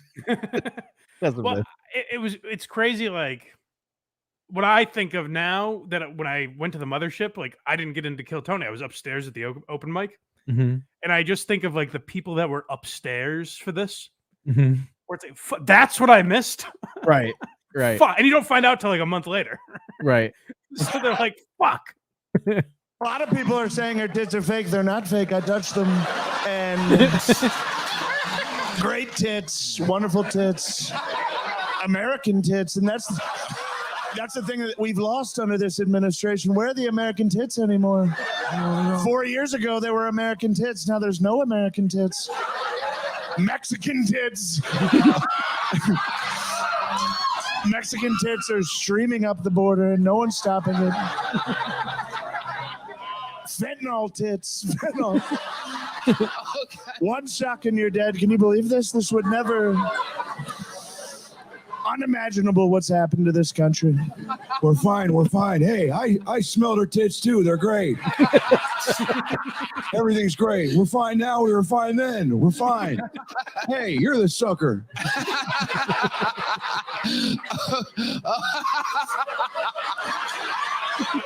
I bet I can smell her. I bet I can do it first. Joe, you're an idiot. Please stop. Hey, say it to my face.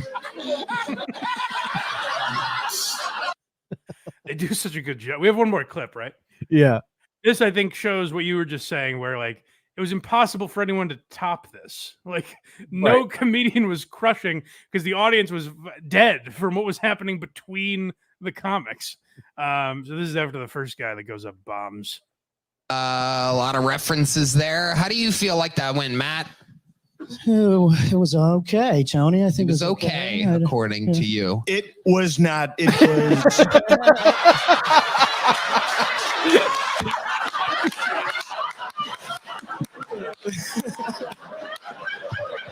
Frankly, you should be embarrassed about it.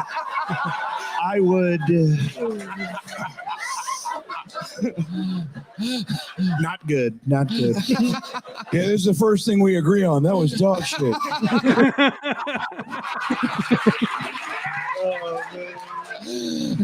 They shake hands. He pulled him in with the handshake. Yeah, good job, SNL. You fucking retards. My favorite line of the entire podcast, though. Did you watch the whole thing? Yeah. When the very racist Mexican couple was up there, I was gonna clip that, but I was like, I don't want to get my channel fucking shut down. It was unbelievable that guy thought that was gonna be funny. He didn't even make jokes. Crazy. But his He was wife, just like an edgelord. yeah. But his wife goes up, and her name's something Martinez, and she bombs. She does terrible, and she just goes, "They're sending their worst." By the way, Very like I just said, like SNL is retarded for not having. But why isn't Adam Ray on there? Like that's another guys like Adam Ray and Dan Soder. Like those are crazy misses by Saturday Night Live when you look at what they have now. Right. But, you know, it's. I guess we're getting to a point now where companies have lost enough money. Like I think streaming services have realized like they can only grow so much now. Like everyone has Netflix and all this shit. How do we expand? Well, it's a thing that everyone is consuming on the internet. We should start looking into podcasts. And it made me think, like, how many times have I said this about Are You Garbage too? Where it's like, if late night is looking to change, Are You Garbage as far as an interview style show goes? Like they just had Julian Edelman on, and it was good.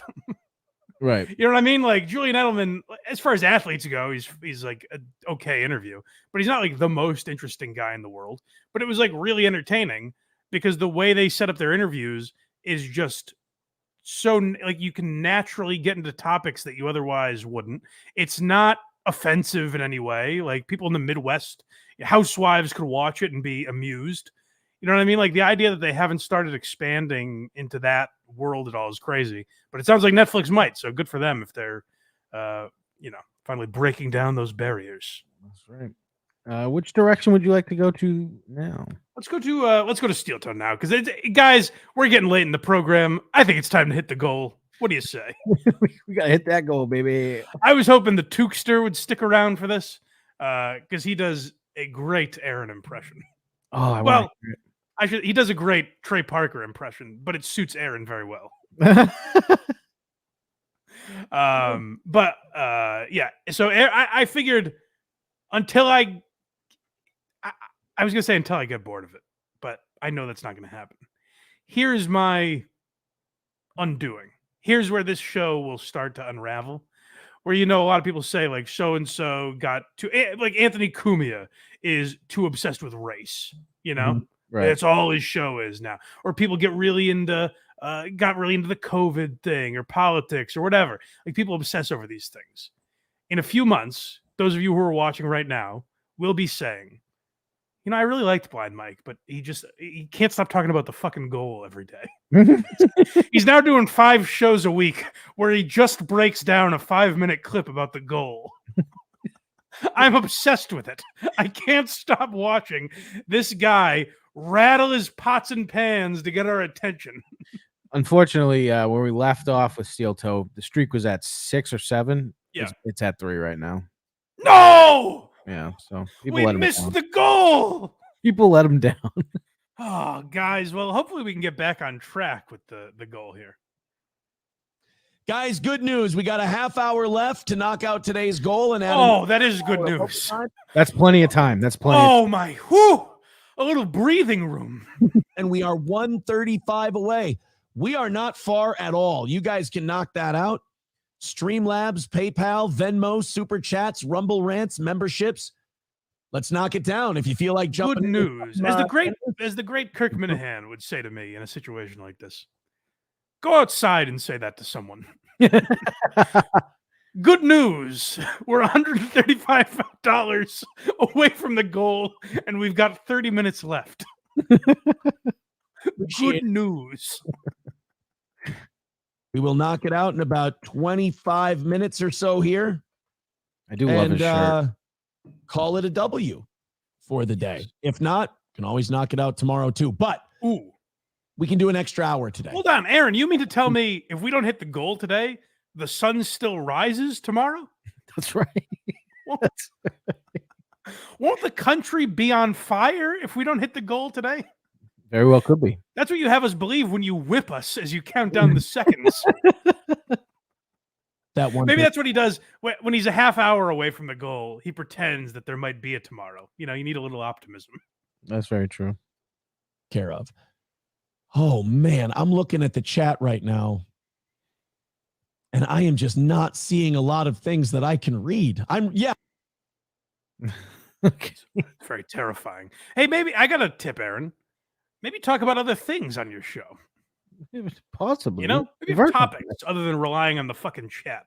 Like, I can't today be like fucking Hulkamania. He's given these memberships, but he's not giving me content that I can talk about. this bastard. All he does is donate money. He's not giving me a segment.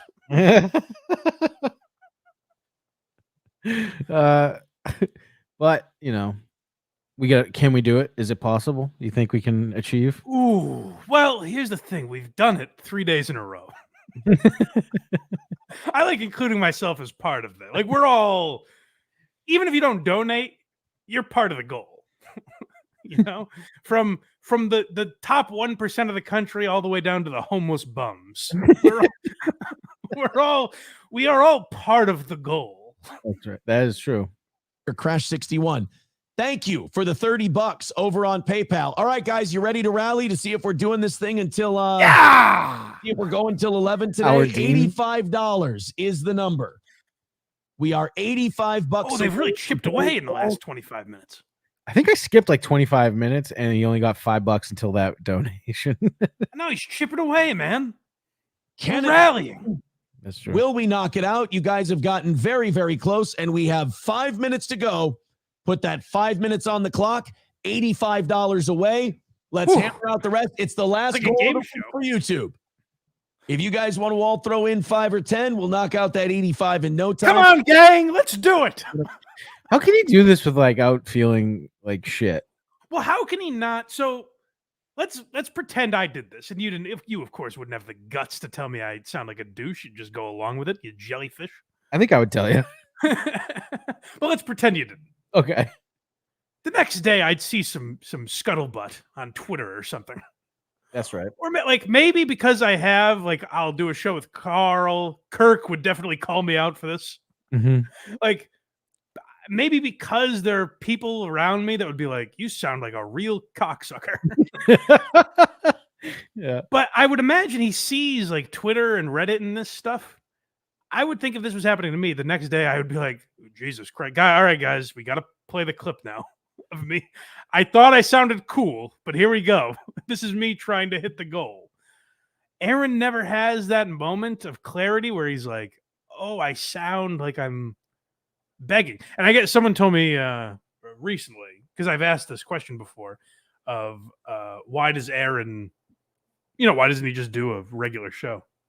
And I guess he says, the model that he does, the only way you can make money on a show like his is by begging. Literally, I guess that's his logic. And I would say, I don't beg and I make a living. I'm not a well-to-do man, but this is my job, So right. Either, here's the thing, is when I started this, I said either I will have to make enough money to keep doing this or something else. Those are the two options. It never crossed my mind that I could guilt all of you people into paying my bills. And boy, would I start begging. Shame on me. It's on today's show, and I'll tell you guys a secret. I don't like admitting this to you, but I'm having a lot of fun with you today. Oh, Aaron, thank you. So are we. Quick. The show was 5 hours long. Oh, Aaron, you know what I'm having? Here's another 5. I'm having so much fun with you, buddy. I'm having just a great time with you guys today. All right, here's the entire countdown. All right, let's fucking get into it, man. Everyone, guys, take some deep breaths. Pause. You know what? Pause this if you're watching live. Maybe do some stretches because we got to see if we can hit this fucking goal. Off we go, guys. Everybody throw in a couple of bucks, and we'll get these $85 taken care of. Otherwise, we'll take off in about 4 minutes here. We'll call it a day. You want me to leave? You guys have been you want me to turn this car around? No, we don't have to go to Disney World. It's fine. I guess I can turn this car around. We can all go home, and nobody gets ice cream. No, Aaron, we'll hit the goal. We're sorry. Take my last $4. This is what I've said this before, but what my father would do when I was misbehaving in the back seat as a boy, By misbehaving, by the way, I mean I was speaking, and he didn't like that. You were speaking, he was like, ew. He's like, shut the fuck up. So what he would do is roll his window down and say, Santa, I guess Mike doesn't want any presents. And I would roll my window down and go, Santa, he's lying. He's lying.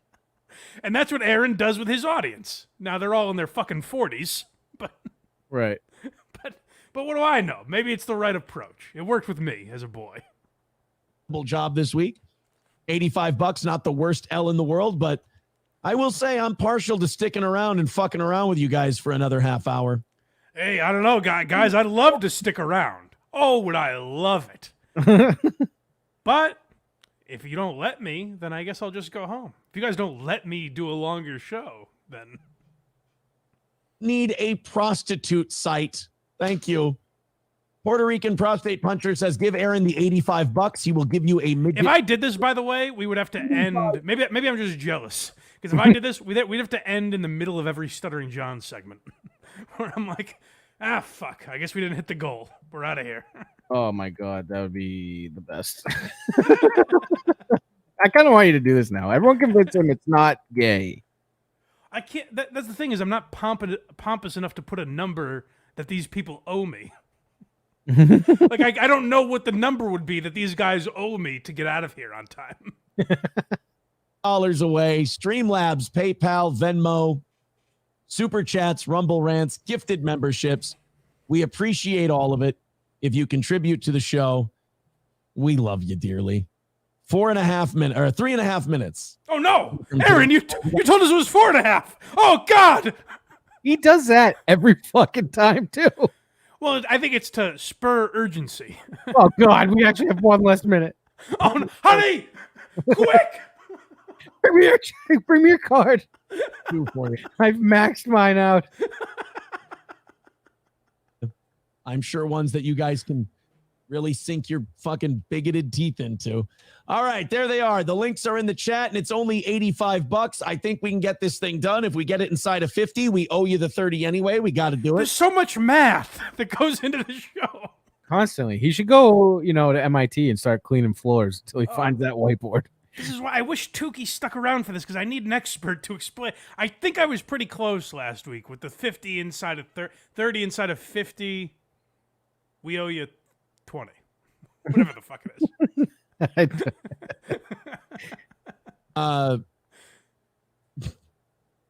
I'm just reading some of these are not true. 3 minutes away from ending. Well, not ending. Time moves so rapidly in Steel Toes world. Insanely fast. That was like 4 seconds. Every moment is 30 seconds. Maybe he's adjusting for us pausing so it lines up actually correct. Oh, I appreciate that, Aaron. A little early. We're 3 minutes away and just $85 away from today's goal. So either we're adding just like at 5 minutes. Hitting that 85, or we're wrapping up in 3 minutes. It is totally up to you guys at this point.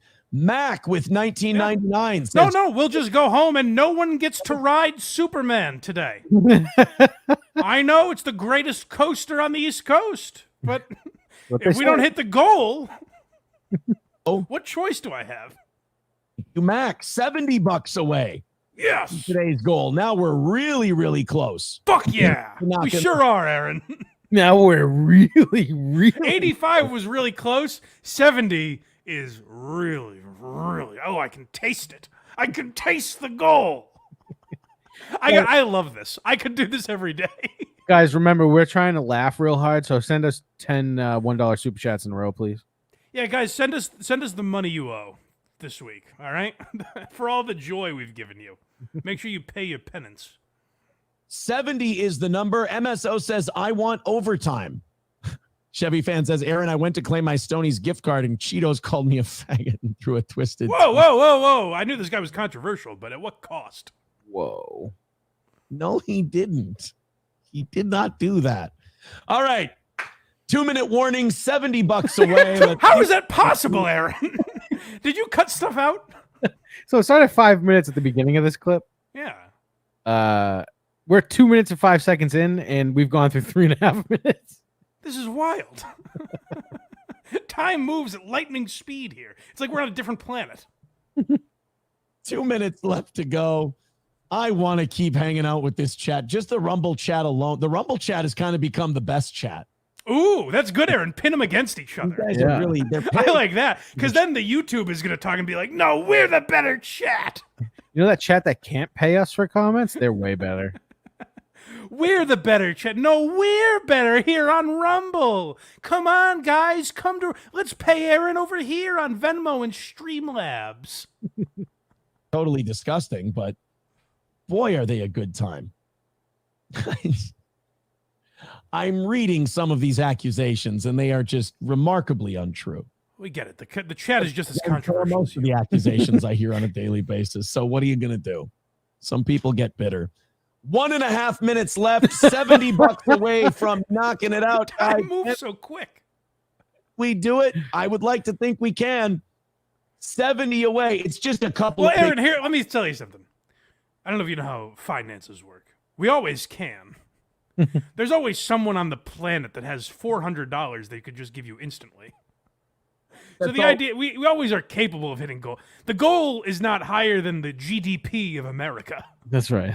So yes, we certainly can. We understand we're all capable of it. We need actually just 25 to trigger overtime. All right, what do we got here? $10 from Adam. Thank you very much, buddy. Adam with $10. Adam, you're our savior. Thank God. I was worried what was about to happen. Ben, when we list stars of the game, Adam is going to be. He wasn't the highest scorer by any means, but he slipped in right at the end, and he was big. He got the most Tommy points.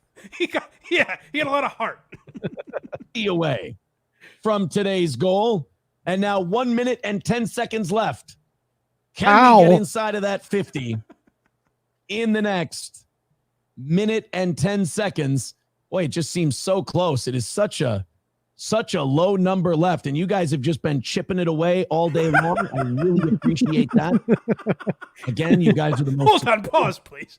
How fucking ridiculous! He's talking to us like babies. He's talking like Joe Biden to Joe Biden. Wow, that's really good. You answered all the questions, chat. But then it's like, hey, who's been a big boy and helped Daddy paint this room? You just give him a little section where they rub the brush over the wall a few times. Hey, you're getting there, bud. Very good. Out there he is.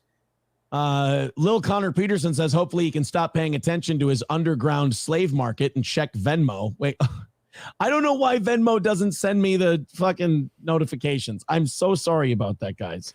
Hey, Aaron, you know what it took? I was mad for a while. I was harboring a grudge for a long time.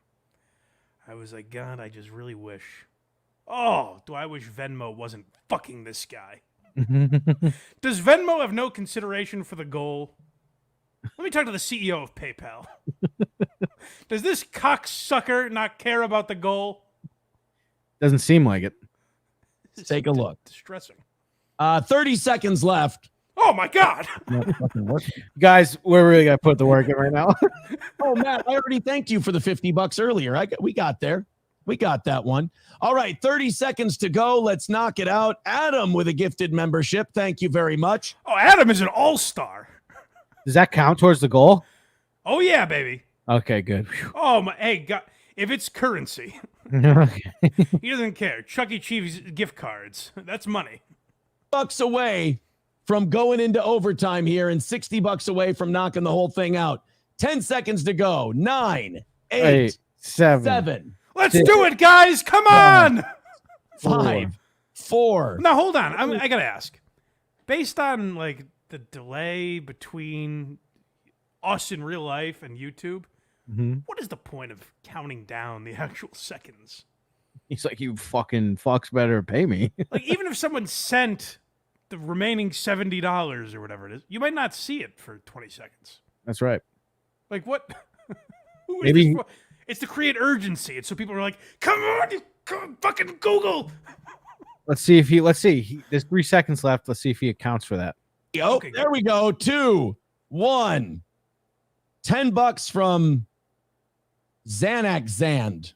Xanax Zand? Oh my God, Zenny, a buzzer beater. Either way, thank you very much. All right, so we are just inside of 50, just in the nick of time. So we're going to give it to you on credit, but we still got to knock out the last $50. Like we owe him now. Get to work, hammer it out. What the fuck did I just do? Oh my God. Hammer it out and let's call it a W for today. My grandfather used to own a market, a store. And this is in a time where there were a lot of neighborhood people. What does that mean? What does that mean, Mike? I guess I should say like people you knew from the neighborhood. Oh, okay. It was a community. Well, eventually it means what you think it means. But I'm getting there. It used to be a community market. So like if someone said, "Hey, I'm going to grab this gallon of milk. I don't have any cash. Can I pay you Wednesday?" He'd say, "Come on, I'll put it on your tab. No problem, buddy." That's the way things used to be. Then, as times changed, some of Craig's friends moved into the neighborhood. He still had that mentality, but he'd get ripped off all the time. And I'd say, you can't do that. And these are the times we're living in with Steel Toe, where he's like, "I'm going to have to start crunching the numbers here. I've given you guys credit. Tomorrow you're going to get an extra 15 minutes. But my guy is looking at the books here, and I can't keep doing this. This is not a good way to do business. Every time I give you 15 minutes, I'm losing money." That's right. By allowing you to super chat longer. My electrical bill. Yeah. Adam, for the gifted membership. Very cool. All right. So you bought He's very cool. I think Adam's a really cool guy. It sounds like he's funded by Adam and only Adam. I think Adam is the coolest. I'm imagining him in his sunglasses and his slicked back hair with a 10 at his side. I'm basically imagining Rocky walking down the street with his bouncy ball. That's Adam. Adam's really fucking cool. That was really cool of you, Adam. To hammer out the rest of this, let's see if we get there. Going until 11, huh? What a marathon. Wow, what a guy. Steel Toe helps out so many other people. Okay, so this is where he's talking about not us directly, but in a larger sense. He's talking about us now who talk about him, Carl, Patrick Melton, Chad Zumach. He's like he's got this ego now where he's like, so many people care about me. Now, I would say if there's a show that talks about me because they think I'm a douchebag, that's just fun. They think I'm a douchebag, so they're talking about me. I'm not helping them. They can just talk about someone else that's also a douchebag. That's not me being a good guy. But Aaron's looking at it like, I guess I'm so talented that all these other shows have to talk about me, Our back. We're responsible for a lot of individuals. And I'm just glad that we can help them. You're because so sweet. Ultimately, that's who I am. A helper. A helper. Now, here's what I need from the rest of you. 50, knock it down, put the hammer 50 down. smackers. Call it a W for the rest of the day. Thank you guys very, very much. I would feel really gross. Yes. Like no, not by this. Of course, I would feel gross about that. I just mentioned to you. I went to a buddy's house yesterday. I've known this guy. He's my oldest friend. I've known him since 5th grade, I think, maybe 4th grade. Yep. Known him for many, many years. This man, you could say, knows me better than anyone. If I took him aside and said, "Hey, buddy, I'm a little short this month. Could I grab $50 from you?" I would be humiliated. And that is a man who's known me longer than anyone outside of my family. Right. I would feel disgusting. Aaron goes on the internet every day and says, "Can you guys give me $50? Please." But come on. Could you please spot me 50? I'm never going to pay you back, but my kids need to eat. We have this is the last clip, and it's a great day. Oh, well, good. I like when a little sunshine shines on the Steel Toe world. Oh, my God, guys, we knocked it out. It's over. Yes! Mr. Appropriate with $20 says, "Fuck that, no selling mods." All right, sorry, Indoor, you didn't get it. Oh, you and Indoor. You're always going back and forth with each other. It's so fun and playful. The window a little bit, and the audience knocked it out. They said, "Fuck that noise." Yeah. Mad with $4.99 says, "Let's go. Follow me." and let's shoot the goal. Well, it's over. It's done. That has to be all sarcastic, right? The goal's over. Don't send me money. But no, I mean like the chatters that are like, "Hey, let's shoot the goal." They have to be fucking with him, right? Probably. It can't be people that are like, "Oh, we got to terminate this fucking goal." I'm sure there's some. Well, if there are, then that's impressive. Good for him that he's been able to dupe people into that. We're down to 0. Another win for the toe. Yeah. Thank you very much. And all Hell small yeah. donations today. Everything under $50. Thank you guys. He gives stats. For You know, great. What's the goal? Like the Yankees scored 7 runs today, hit only singles. It's crazy. My God. We got a super chat here from Bob Sacamano. One of my favorites. $14. Knock out the goal. Thank you, buddy. I appreciate you putting. Hey, you know what? You've earned yourself a little credit next week. When I say Bob Sacamano is a little short, I'm gonna say I gave me a couple bucks last week. That's right. I forgot. Murchison's Mouse, $5. I missed the Hack Ride comedy wrap up at the end. Great Cosby episode on Why Are You Laughing? Thanks for the content, Smothers Brothers, please. Thank you, buddy. Yes, the Bill Cosby episode will be out for you freeloaders, you poor fucks, as Stuttering John calls you. Mhm. It'll be out for you in a little over a month, I think. But for the elite, the gearheads, don't tell John what that means, but the gearheads right. can get it right now. Bill Cosby is up, and then we just recorded The Downfall of Howard Stern, which will be up later this week. Day. Here on the old toe. No, that was the end. Yeah.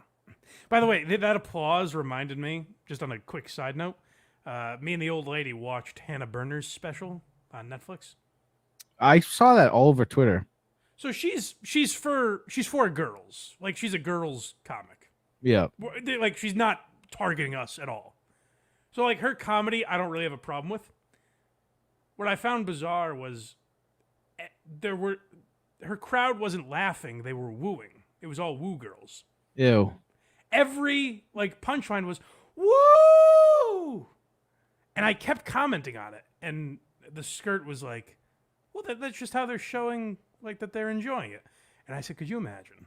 Last month we went to see Joe List. If every hilarious Joe List punchline, I went, ah! Ah! This is funny! Ah!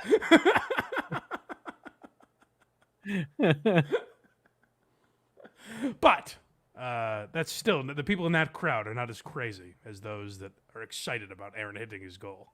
That's true. That's true. As long as he's not hitting his wife, am I right? Well, that's all we can ask for, I suppose. Shall we move on to Mr. Guercio? Sure can.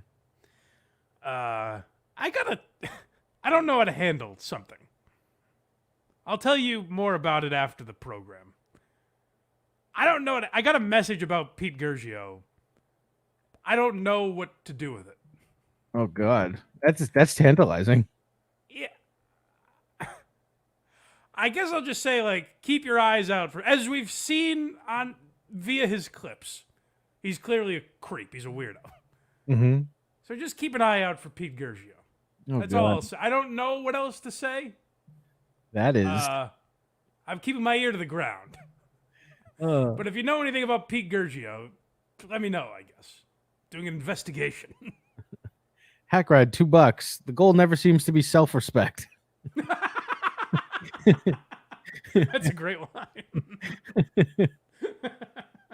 Stop paying, please. Today's goal is dignity. Can we reach that? No, we haven't. Yeah, so Peet Guercio does seem like an odd guy, as we've noticed. So I will continue talking about his comedy stylings, as this is a comedy show. But if you know Peet Guercio, I guess feel free to message me, as others have. Oh, boy. But today we'll talk about, again, we'll keep it comedy-based and talk about these videos I found on his YouTube channel. You're going to have to explain to me why this is, not why it's funny, why it's in the genre of comedy. Welcome to TBD Bites. As always, I am... Wait. What's my name? Hello, everyone. I'm Pinkerton Grinkerton. I am Prince Gingerbread. I am Prickly Goober. Okay, do you get what he's doing so far? He's just taking his initials and pretending there's other. Yep, and he's changing. You've cracked the Guercio code. He's changing his outfit every time. Also. Oh, he is. Yep. Oh, Jesus. So let's go back. You see, but he's not just changing. He's using his initials. But you realize the names are really silly, right? Did you get that part? I got that they were wacky. Okay. It would be like if you were like, hey, this is a very good show. I'm child abuser. That fits. What? It's CA. It was just the first thing that came to mind. Yeah, a joke. Yeah. That's right. The first absurd thing that came to my mind with those initials. Yeah. Exactly. Watch how long this goes on, and then when you think we're done, we won't be. Welcome to TBD Bites. As always, I am... Wait, what's my name? Hello, everyone. I'm Pinkerton Grinkerton. I am Prince Gingerbread. I am Prickly Goober. Hello, friends. I am Pellini Gouda. I am Patty. Oh, that one seems problematic. Reception, Goop, Pizzy Girdle, Percolate Gumbo, Putter Golf Ball, Pretty Girls. I'm Pre-Sealed Gazpacho, Pressy Gusset, Pew Pew Galaxy, Pothole Grinder, Pinball Gutter Pants. So is it like, are we supposed to be like, wow, he really thought of a lot of P words and a lot of G words? Yep, and he's got a lot of clothes. He's got a lot of clothes. That is impressive that he has that many outfits, I guess. Yeah. Bentley, Petunia Grillis, Proper Granola, Pogo Gogo, Paddle Dinker, Pariah Glambo. Of course, I forgot. I am P-word, G-word. Thanks for watching TBD Bites. That's the whole sketch. And Mike, let me stop you right there. If you thought that was funny, there's a whole other one. Okay, yeah. So let's see. Let's see the next video, which he obviously tackles a totally different issue. He said, "Hey, that hit. On to my next idea. When you master one idea, it's on to the next one, as these great comedic minds often do."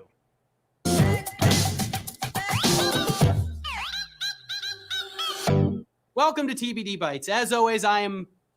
Wait, what's my name? Greetings, I am Porky Gubbins. What's up, everybody? I am Paps Galoo. Hey, everybody, Are you sure this is a different video? Positive. Also, new outfits. That's very impressive. He's a fabulous little guy, I guess. I'm Puzzle Games. What's up, everybody? It's PJ Gondola. Well, hey, I'm Prospector Gag Nabbit. I'm Dr. Peebles Greenbaum, MD. I'm Pillow Glue. Which one, what are the jokes with these? I have no idea. He's just thinking of P and G words that sound a little silly, I guess. And some of them are just noises. And I would ask the comedic mind of Peet Guercio, couldn't any name do this? Yep. Couldn't I go, I'm Moxie Gulliver. You're Milky Grapes. Yeah. I'm Moist Governor. It's not that easy to do on the fly, I guess. He's got me there. I think it is. I'm Perky Gumball. I'm Plexiglass. Pugnacious Goldfish. I'm Popglop. Hey, I'm Pip Gulp. Plink. Glink. Poncho Gestation. Hello, I am... Are his initials like so ingrained in society that everyone's like, oh, PG. That's PG. And then when he says these things, we're like, wait a minute, I thought his name... I know him as PG. What is his real name? Is it Perky Gubbins? It's Prospector Gag Nabbit. I can't believe I couldn't think of a G word, and he's using all G's. I still couldn't think of one. Raft. I'm something. Oh, I forgot. Of course, I'm P-word, G-word. Thanks for watching TBD Bites. I'd love to know what TBD Bites are. I hate this. TBD. How much fun could he have with those letters? They'd They'd be all new words. To be determined. You know what I mean? Maybe that's what it is. To be determined bites. Oh boy. Biting a woman without her consent, maybe. I don't know. Oh no. Well, I don't know. Oh no. No. I wouldn't accuse anyone of anything like that. Dang Lizard, €2. Kreger's tricked us into watching a PG kids show. Craig's like, this guy's my hero. Dabble rat. Previously goo. That's good. That's your- way better than I or Peet Guercio could have come up with. Type your PG initials in the chat. Like, what does it stand for? As Craig tries to fool people into thinking he's a parental guardian. Penile gangrene. It's fun. But you want to watch his stand up here? Oh yeah, we have one of his stand-up clips. Now don't read anything into this. I'm not suggesting anything. Oh my God. What? Pretty gay. These are better. Why wouldn't he say that? Procter and Gamble, pink gash. Okay. These are all P&G words. That's true. I almost had one of my best friends arrested because Probably guilty. Again, I don't know what I'm referencing, but we are back to doing stand up in his apartment. We did end last time with a real one. yeah. We're back to the apartment. Oh, good. Let's hear this. And again, I'm not. Don't read into this. I'm just playing a stand-up clip of his. the way that he told a story. I'm going to tell you the story the way he should have told it. Then I'm going to tell you the story the way he really did tell it. I was on my second date with Becca and we were super into each other. And at the end of the date, she looked at me and she said, "Do you want to come to my place for some dessert?" And I said, "Yes."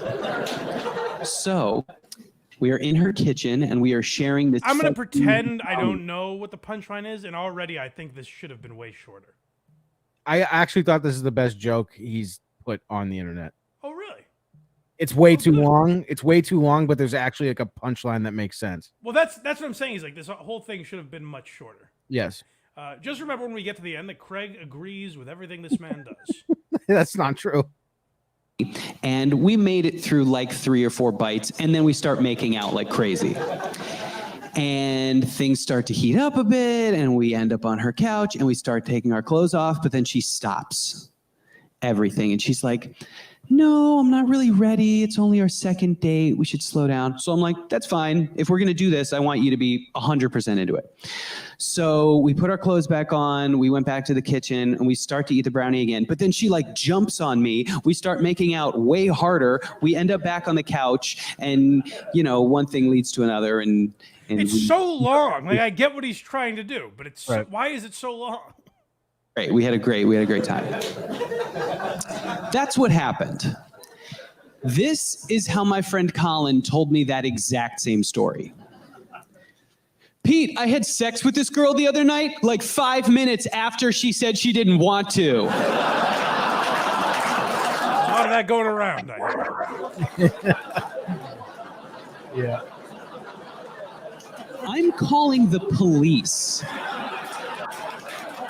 Maybe the police don't always believe you, you know? That's right.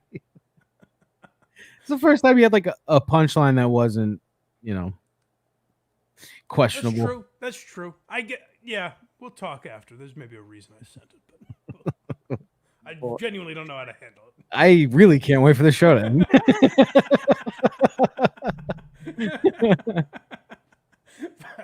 But yeah, Peet Guercio, real creep. We'll get back to his stand-up another day because I think he's posted a bunch on TikTok that we haven't looked at. Interesting. But Oh, maybe does whatever you're about to tell me have to do with why he disappeared for like a year and a half? I don't think so. No, I don't think so. But maybe. But who knows? Who knows? You know what? Should we do GD Fenderson or should we save him for another day? He is I like keeping GD in our back pocket, but he is evergreen. yeah, we've given the. You know what, guys? We've hit the goal today. I mostly just want to hear whatever the fuck you're about to tell me. Fuck you. We've hit our goal today. We're getting the hell out of here. Right. That'd be great. But that's what he should do is, hey, we're setting the goal, and I will leave the internet every time you hit it. Yeah. Yeah. All right. So we will get out of here. But first, I want to remind you to go to blindmike.net. I don't think I've said that at all today. Could you support the show, for God's sake? I didn't even remind you early on. Hackride's been posting in the chat, and I've been putting it on the screen every time he does. Oh, good. Yeah. But for you audio listeners out there, do remember we're wherever you get podcasts. Why You Laughing is up for subscribers. We're back in business, baby. Prairie Judge says you owe us 30 minutes. Fuck you. You did it inside the 50 because of 20. You owe. Imagine being in that relationship with your audience. They owe you and you owe them. That's right. No, I appreciate you guys super chatting, but I owe you nothing, and you'll like it. That's right. Support the show wherever you get podcasts. You can support the show for free. A lot of podcasts don't tell you this. You don't have to pay us. You could just like, subscribe, comment. All that stuff helps the algorithm. Share the show. Tell people you know about it. All that stuff helps get more like-minded people. Kill Tony. It was nothing at one time. But a lot of people liked that show. They subscribed. They talked about it. They shared it with like-minded folk. And look at him now. He's got a Netflix deal that's apparently worth $250 million. That's right. That's crazy if it's true. I hope so. I hope it. It's a very well done show. Mm. And also, speaking of, like we said, like, fuck you to SNL, but like also Last Comic Standing, where they couldn't figure out how to do that show forever. Yeah. Tony figured it out, it seems. It seems so, yeah. But support this program so one day I'm as big as Tony Hinchcliffe. And that's at blindmike.net. You can find all those links. Members get early access and bonus content if you want to subscribe. We appreciate it. But you don't have to. Again, a lot of podcasts don't tell you that, but you don't. It's not mandatory. It's just you're really helping me hit the goal when I do it, and that's important. And then go to verygoodshow.org. That's where Craig's stuff is. All of his sinister plots are at verygoodshow.org. So if you want to go there and try to thwart them for the good of humanity.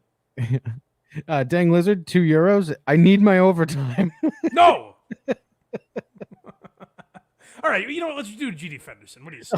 Okay, fine. The people have asked for it. Overtime, you hit the goal, guys. Round of applause. Yeah! Round of applause. All right, so GD Fenderson tackles some topical things here. Of course, we have to listen to his intro also. So buckle. Hey, you guys asked for it. Hold on. You guys are having to wait because I have to now timestamp something. Oh, no. Well, no, it's just where this was because I took it off my screen. Oh, I got you. GD's magical intro every single time. It's crazy how long. The fact that he has to do this intro twice. He does it recorded and then reiterates it. It's so exhausting. But you wanted it. I'm going to make you listen to it now. That's right. Aaron gives everyone ice cream with sprinkles on top when they hit the goal. I punish you. Hello, welcome to Critical Joke Theory with your host, GD Fenderson, certified forensic humorist. Now with new joke technology. Hi, I'm GD Fenderson. Can you hear the audio quality drop? Yeah, why? Just use the same microphone, GD. What happened? You probably paid for that. Technology. Hi, I'm GD Fenderson, certified forensic humorist at large, but I'm losing weight. Welcome to Critical Joke Theory, episode 65. Now with new joke technology and open caption for the humor impaired. Fitness guru and dealer meal diet plan designer Richard Simmons died at the age of 76 in one day. The police say that there was no foul play and that he died of natural causes. There may not have been foul play involved in his death, but I am sure that there was some involved in his life. I'm not judging. I think he's talking about Richard Simmons being gay. He was making a gay joke, yes. That's how I took it. That's not bad. That's how I took it. For GD, you got to give him that one. That's pretty good. I liked it. That's a good opener. I'm like, all right, I'm settling in here. Simmons said, I feel good. I'm grateful that I'm here and that I am alive for another day. In an interview published just one day before his sudden death. He last posted on X on Saturday morning and shared a sassy-looking photo of himself. Quote, hello, gorgeous. Please don't rain on my parade, close quote. I think GD really hates that he was gay. This is a great point. Chef Lewis, $2. Let's not forget Mike called Tony Hinchcliffe a bum. I didn't mean to. It was an accident. Day prior, he thanked fans for their birthday wishes. Quote, "Thank you. I never got so many messages about my birthday in my life. I'm sitting here writing emails. Have a most beautiful rest of your Friday." Close quote. The next day, he died. Coincidence? Last week, the rapper Julio died the day Wait, after his yes, of course it's a coincidence. You think he killed himself? Either the non-coincidence would be if he was plotting his own death or someone murdered him because of that tweet. Otherwise, of course, it's a coincidence. quote. The next day, he died. Coincidence? Last week, the rapper Julio died the day after his birthday. Prior to his death, Jones expressed excitement and gratitude about his birthday on social media, posting on X, quote, "God, thank you for allowing me to see another year and to celebrate another birthday," close quote. And God said to Julio, "You're welcome. Is that all you want?" Oh my God. GD loves when guys die around their birthday.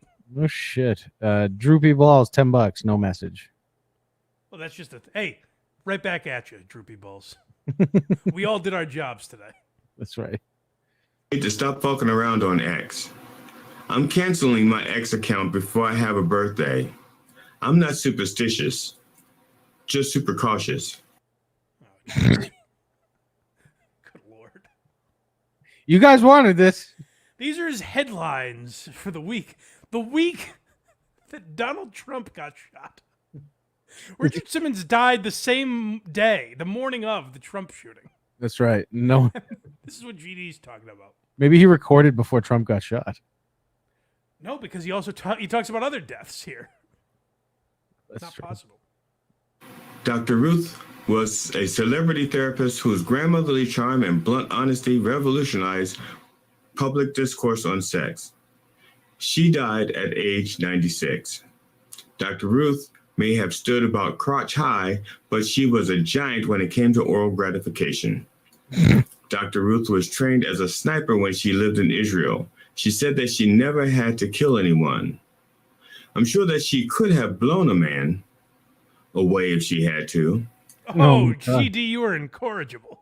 How do you think he would sound with the Matt Reese treatment? Double speed? Yeah. Can we find out? Yeah, let's see. Let's see. Let's play that. Let's do that clip again because we've already heard it slowed down. Let's see. Dr. Ruth was a celebrity therapist whose grandmotherly charm and blunt honesty revolutionized public discourse on sex. She died at age 96. Dr. Ruth may have stood about crotch high, but she was a giant when it came to oral gratification. Dr. Ruth That's pretty good. She said that she never had to kill anyone. I'm sure that she could have blown a man away if she had to. Oh, I like it. That joke, right, GD. that joke's actually better and fast. It's a little better. I'm not saying it's great. It is better though. Ruth said that when it comes to sex, the Yeah, all right. Enough. most important 6 inches is between the ears. That does not look like earwax. Is it cum?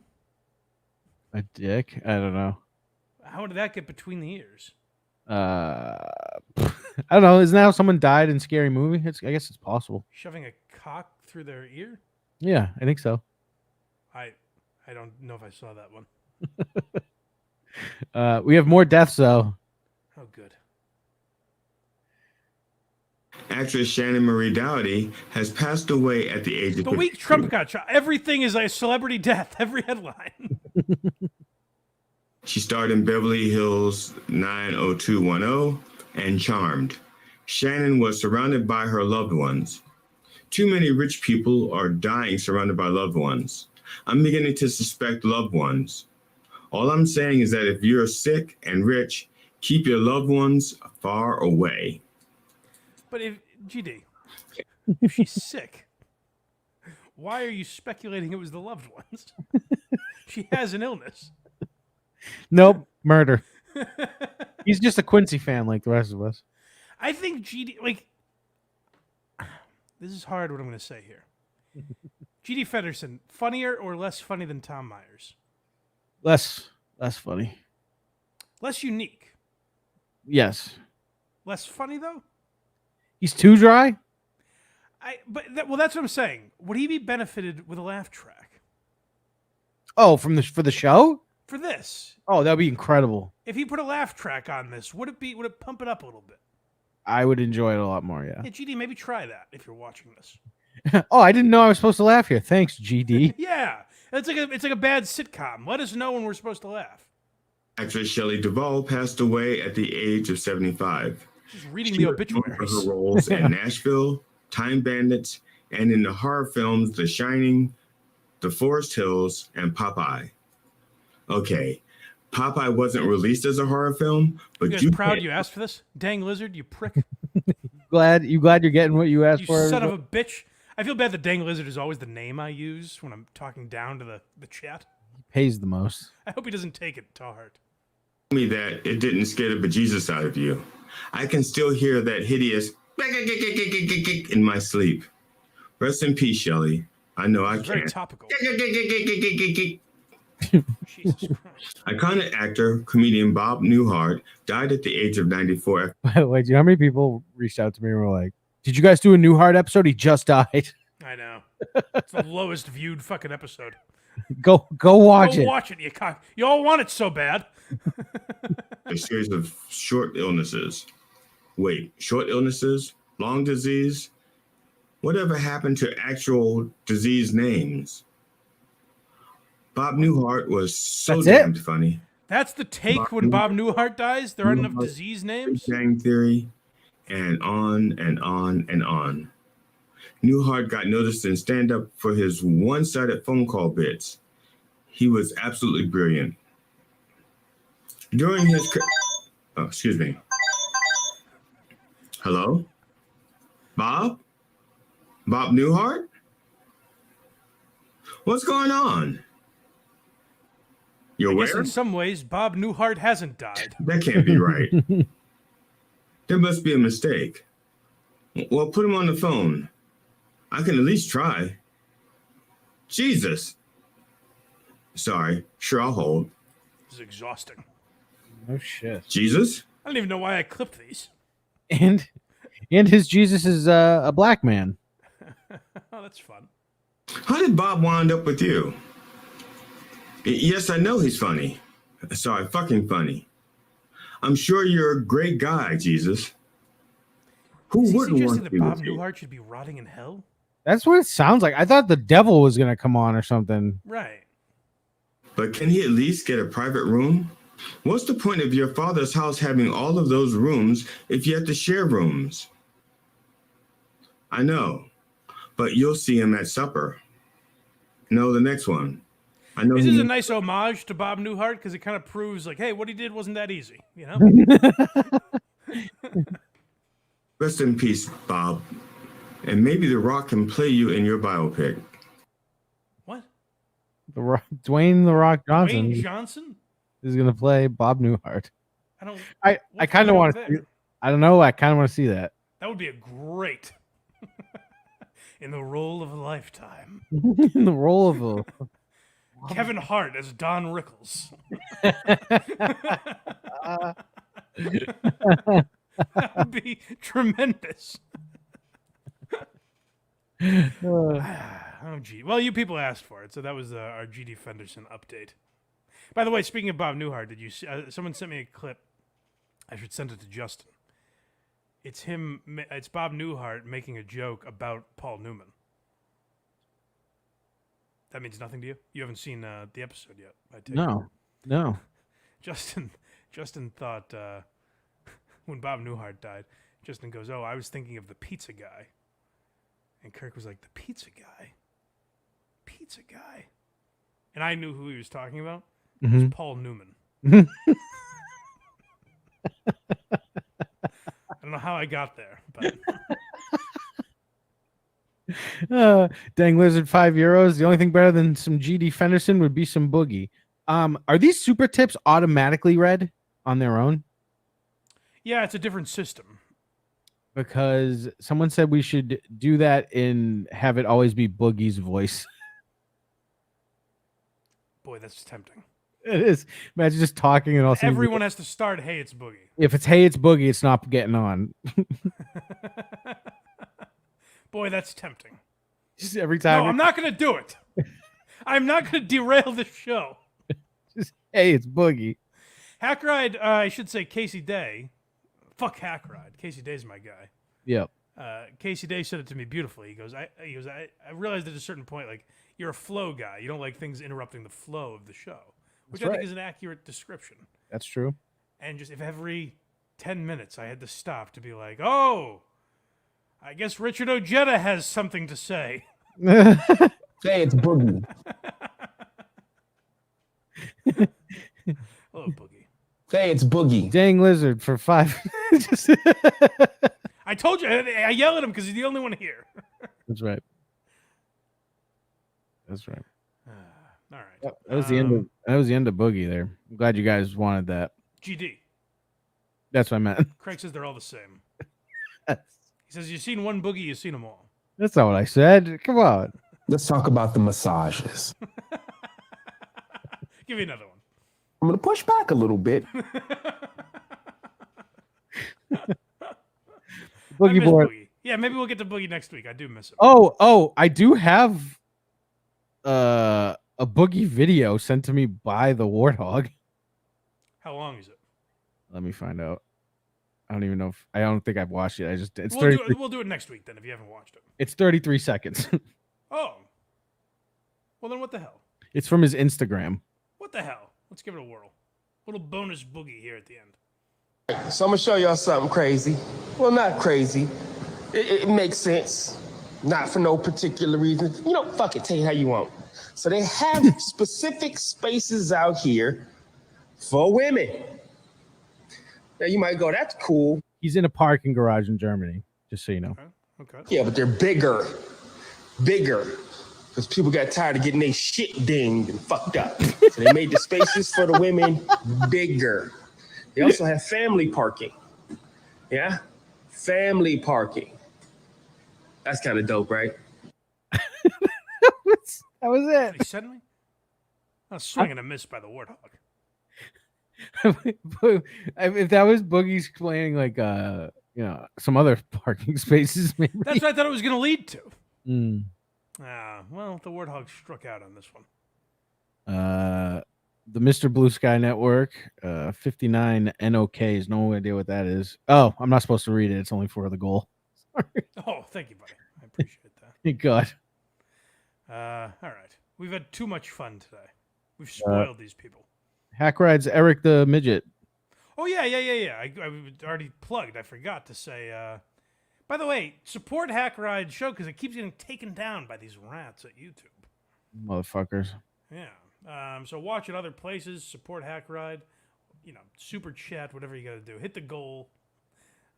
Because he does every Friday night. They watch new calls from Eric. Not new calls, but you know what I mean. different calls from Eric the Midget. They're going through all 800 Eric the Midget calls into the Howard Stern show. One by one, breaking them all down. So go support Hack Ride. HackRideTheDemon.com. Support our girl DJ Electra, who does shows, Lunchbox and Catch-22, and all that good stuff that she's doing. Support Hack Ride. And the other guy that's on their show, Luigi, I think. Luigi. Yeah. Support him, I guess. Support him. That prick. That cocksucking prick. No, he seems like a nice guy also. That's it. Bye-bye. And we have a mean transition. Hey, it's Boogie. Sappers clear the way.